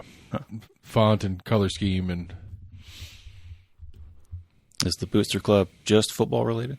Sports. It's just sports in general. West Athletics. So I guess, I mean, it kind of makes sense that the school board gets to get involved because it is going to affect the branding of one of their schools. But it's like, I don't know. It's kind of weird. Like the more I've got, like the deeper I've gotten into this football thing, it's kind of weird. Like, what are we doing? Like, like I'm happy in that the West Athletics has a lot of good donors and stuff like that, and there's plenty of money in it. But like, it kind of concerns me. Like, if you like literally, West football is probably the second highest, maybe the highest funded football in Knox County. Think so? I think so. There's some big money at play. There's some big money players that are West boosters. I think Catholic CAK is probably up there as well. Well, they're not Knox County. That's true. Because the Knox County School spends $0 on high school athletics, any sport. All of it is self-funded. Which begs a lot of questions to me. Like, why bother? Why have it associated with the school in the first place? Could be a legacy thing at this point. No, I think that's probably what it is. It's like, why don't we have like a real private, like professionally run high school age football sports leagues, just sports league, like AYSO at the high school level, right? You know, and I mean, hell, like you could just do it. You could do it in some fun little ways where you keep it associated with the schools or not, or you know, you let the private rent the facilities. So like an AYSO soccer in Knox County does a high school level soccer program, and they use the districting as part of their model on where to place kids, but they also try to make, 16 fairly evenly matched teams in quality. And then that's kind of what they already do, or at least when I was in it years ago. AYSO, outside of trying to balance the teams, it was pretty much regionally located. Right. You try to, because it's easier for the families to be involved in stuff when it's closer to them and stuff like that. It makes total sense. Right. But you do it that way.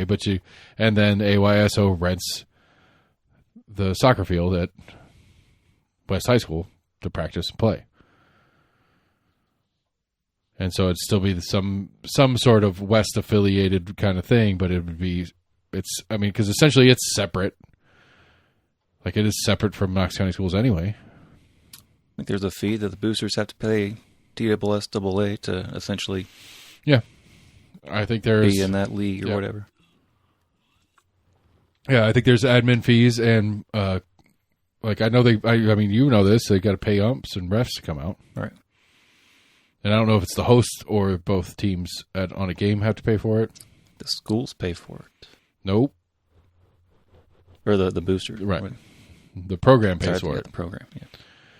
And so I just find like the more I think about it, the more like interesting I find it. It's like, I'm not trying to say anything's broken or whatever, but it's also kind of weird because, like,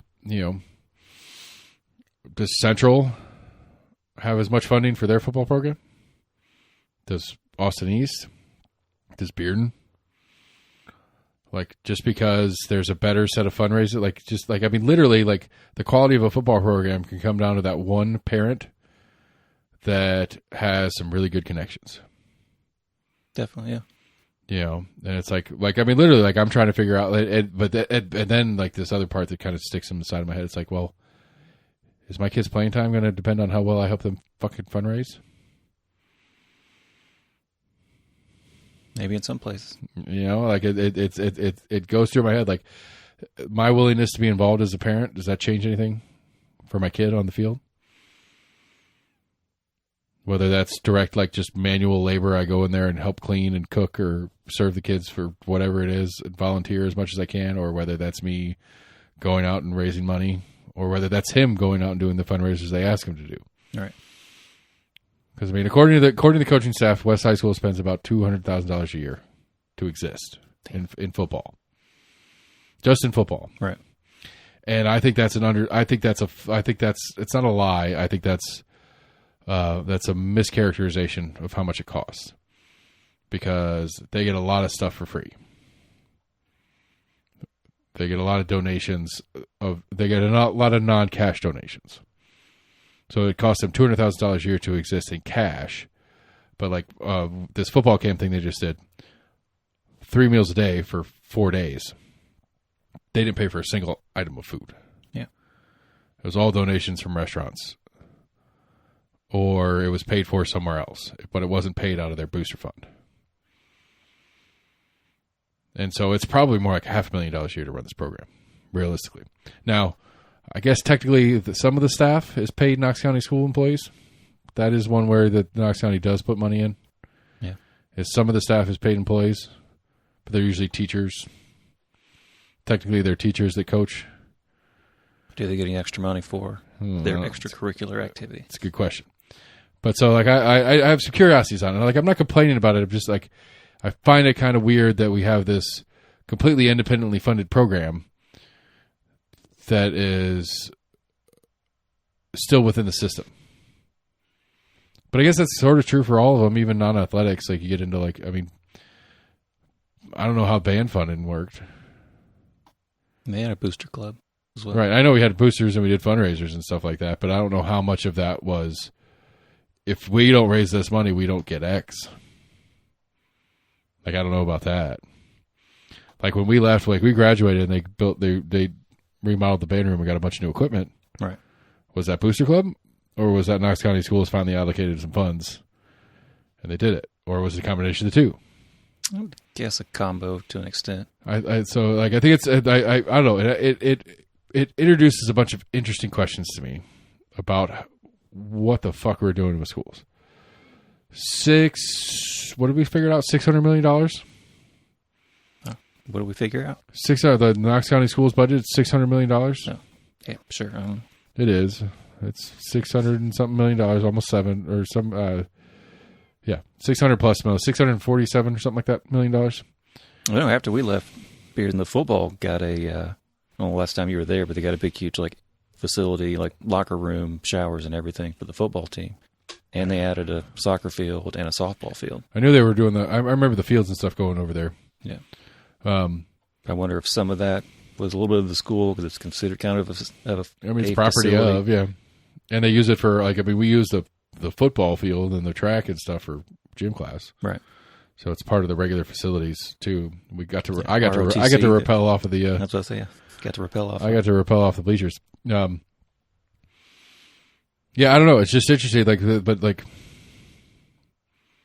We spend this much money, and it's literally just the education part, and we still fail at that too. I don't know. It's just got me thinking about a lot of different parts and pieces that I'm not sure. I'm not sure how I feel. I'm not sure where I really stand on it. It's just got me thinking about a lot of stuff that I'm not sure if I'm okay with. Like, I don't know. Does that seem weird? Am I crazy? And so literally we're talking about like $600 and something million a year in regular budget, and then probably another couple $1 million a year per high school in any of the other activities that go on there, any of the sports, any of the clubs, any of the band stuff. Like, if everything that isn't literally math, English, and science is independently funded, Knox County Schools actually costs, like $1.4 billion a year to operate. Yeah. That's what it feels like. It's like, okay, like, I don't know, for $600-something $1 million a year, I feel like we should be getting a little more for that. If it's not doing it, if none of this other stuff is actually part of that funding. It just feels like we're short. Like, it just doesn't make sense. Because again, right now there's like 60,000 students. I don't know. I got to do more thinking on it. It's got me thinking about all this stuff. It's got me raging on my rage. Whatever, get weird. Don't give me that side eye. Ooh, we had a hot dog spill shuts down highway in Pennsylvania. Commuter's worst nightmare. Oh, you got to spell worst for everybody. WURST. Worst. A truckload hot dogs spilled across the interstate after a crash that briefly clogged the heavily traveled artery in both directions. Oh, another one. Arteries. Making fat jokes. Oh, here's another one. Crews were stuck with a job they did not relish. Good God. Who is the author? I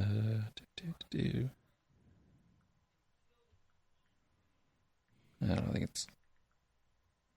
Doesn't say he wrote it. It's got to be the same guy, right? Not necessarily.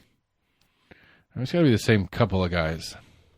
Could be a couple people on staff that are just good with puns. They're like, hey, you got anything for this? And they're like, oh, yeah, this would be awesome. I just feel like there's got to be, like, the consistency of the level of punniness. It's got to be... It's got to be the same guy. The worst day ever. No relish. That was good. I like that. Let's see here. I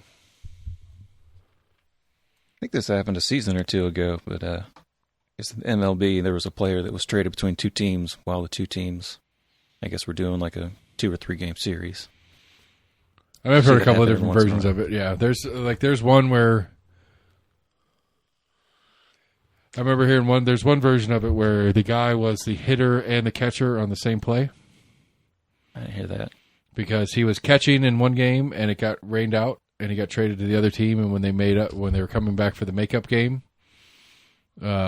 he was the next at bat. I think I did hear something about one of those instances that was for a game that got delayed. Right. Technically, the inning started and he was the catcher, and in the middle of the inning, he was also the batter. So I was thinking a guy got traded to a team, but they had to make up that game, so he actually had to go back to his old team and play on that. Oh, I don't remember that one. Mine was I could be misremembering the story. He started the game as the catcher and was playing, and it got rained out in like the 3rd inning while he was catching, and it was like the last game of that series, and so they went on with their seasons. He got traded to the other team, and then the next time they played that team, they were making up that rain delay, and when he was where he was on the lineup, and the new team put him as the next at bat in the same inning that he started as a catcher. That was the one that I remember. Yeah, that's probably what it was. Was that what this one was? No. What was this one? This one was a different one about the weirdism of baseball. I think he just got traded in the middle of like a series. So he ended up, within a couple days apart, he's having to play against his old team. That's fun. That's weird. That is weird. Fits occasionally happen in hockey. Fits the title. It's like, oh shit, I just got traded. Oh, we're playing my team next week. Yeah. I'm not going to go fight those guys. This is bullshit. Right. Or they're going to fight me at least. I don't really want to fight any of them. All right, man. Last call. Anything? I feel like I missed something. Something major. I mean, I have a whole rant about credit card companies suck, but it's deaf ears. It's deaf ears. It doesn't matter. Nobody cares. Y'all idiots are out there keeping using your credit card and everything anyway, so I've got to suck it up and just lose the money on it. I really just want to put an ATM in. I really do. I'm super close to just being like, fuck it, buying an ATM, put it in the corner of the room at each place. Be like, look, go there. I'll give you my part of the bank fee back if you use that machine. All right. Well, there's gas stations that have supposedly like fee free. Right, it's their side free, and your bank's going to have the foreign ATM fee. But yeah, I mean, like in a given year, it's cheaper to me. It's cheaper to me. I'll give you $1 off if you get money out of my ATM. I'm going to charge you $0 to use my ATM, and I'll give you $1 off. Just going to the apps. Like I went to a barbecue place a couple of weeks ago, and I guess they had like a separate company that had like these desserts. And I saw a couple of desserts. I was like, "Oh, let me get one of those." When they had a little sign, there was only like 3 or 4 different ways you could pay for it because it wasn't through that actual barbecue joint. It was like some lady, I guess, that made them. It was only like Apple Pay, Cash App, Venmo, and some other shit. And I was like, I don't have any of those. Yeah, that's called tax evasion. I was like, never mind. That is tax evasion to a T right there. If that's what you witnessed. And I'm proud of her. Get it, girl. Or dude. I don't know. I'm being sexist. Just because it's dessert baked good doesn't mean it's made by a lady. True. I apologize. Almost Agreement, everybody. Almost Agreement at gmail.com, Facebook, Twitter, YouTube. Go to the website, almostagreement.com. Check us out on all your favorite podcast providers. Do your best to like, friend, share, follow Text us to your friends. Do what you can do to help us share and get more things going. So anyway, I'm Screaming. Thanks for listening, everybody. We'll talk to you guys soon. I'm about to pee my pants.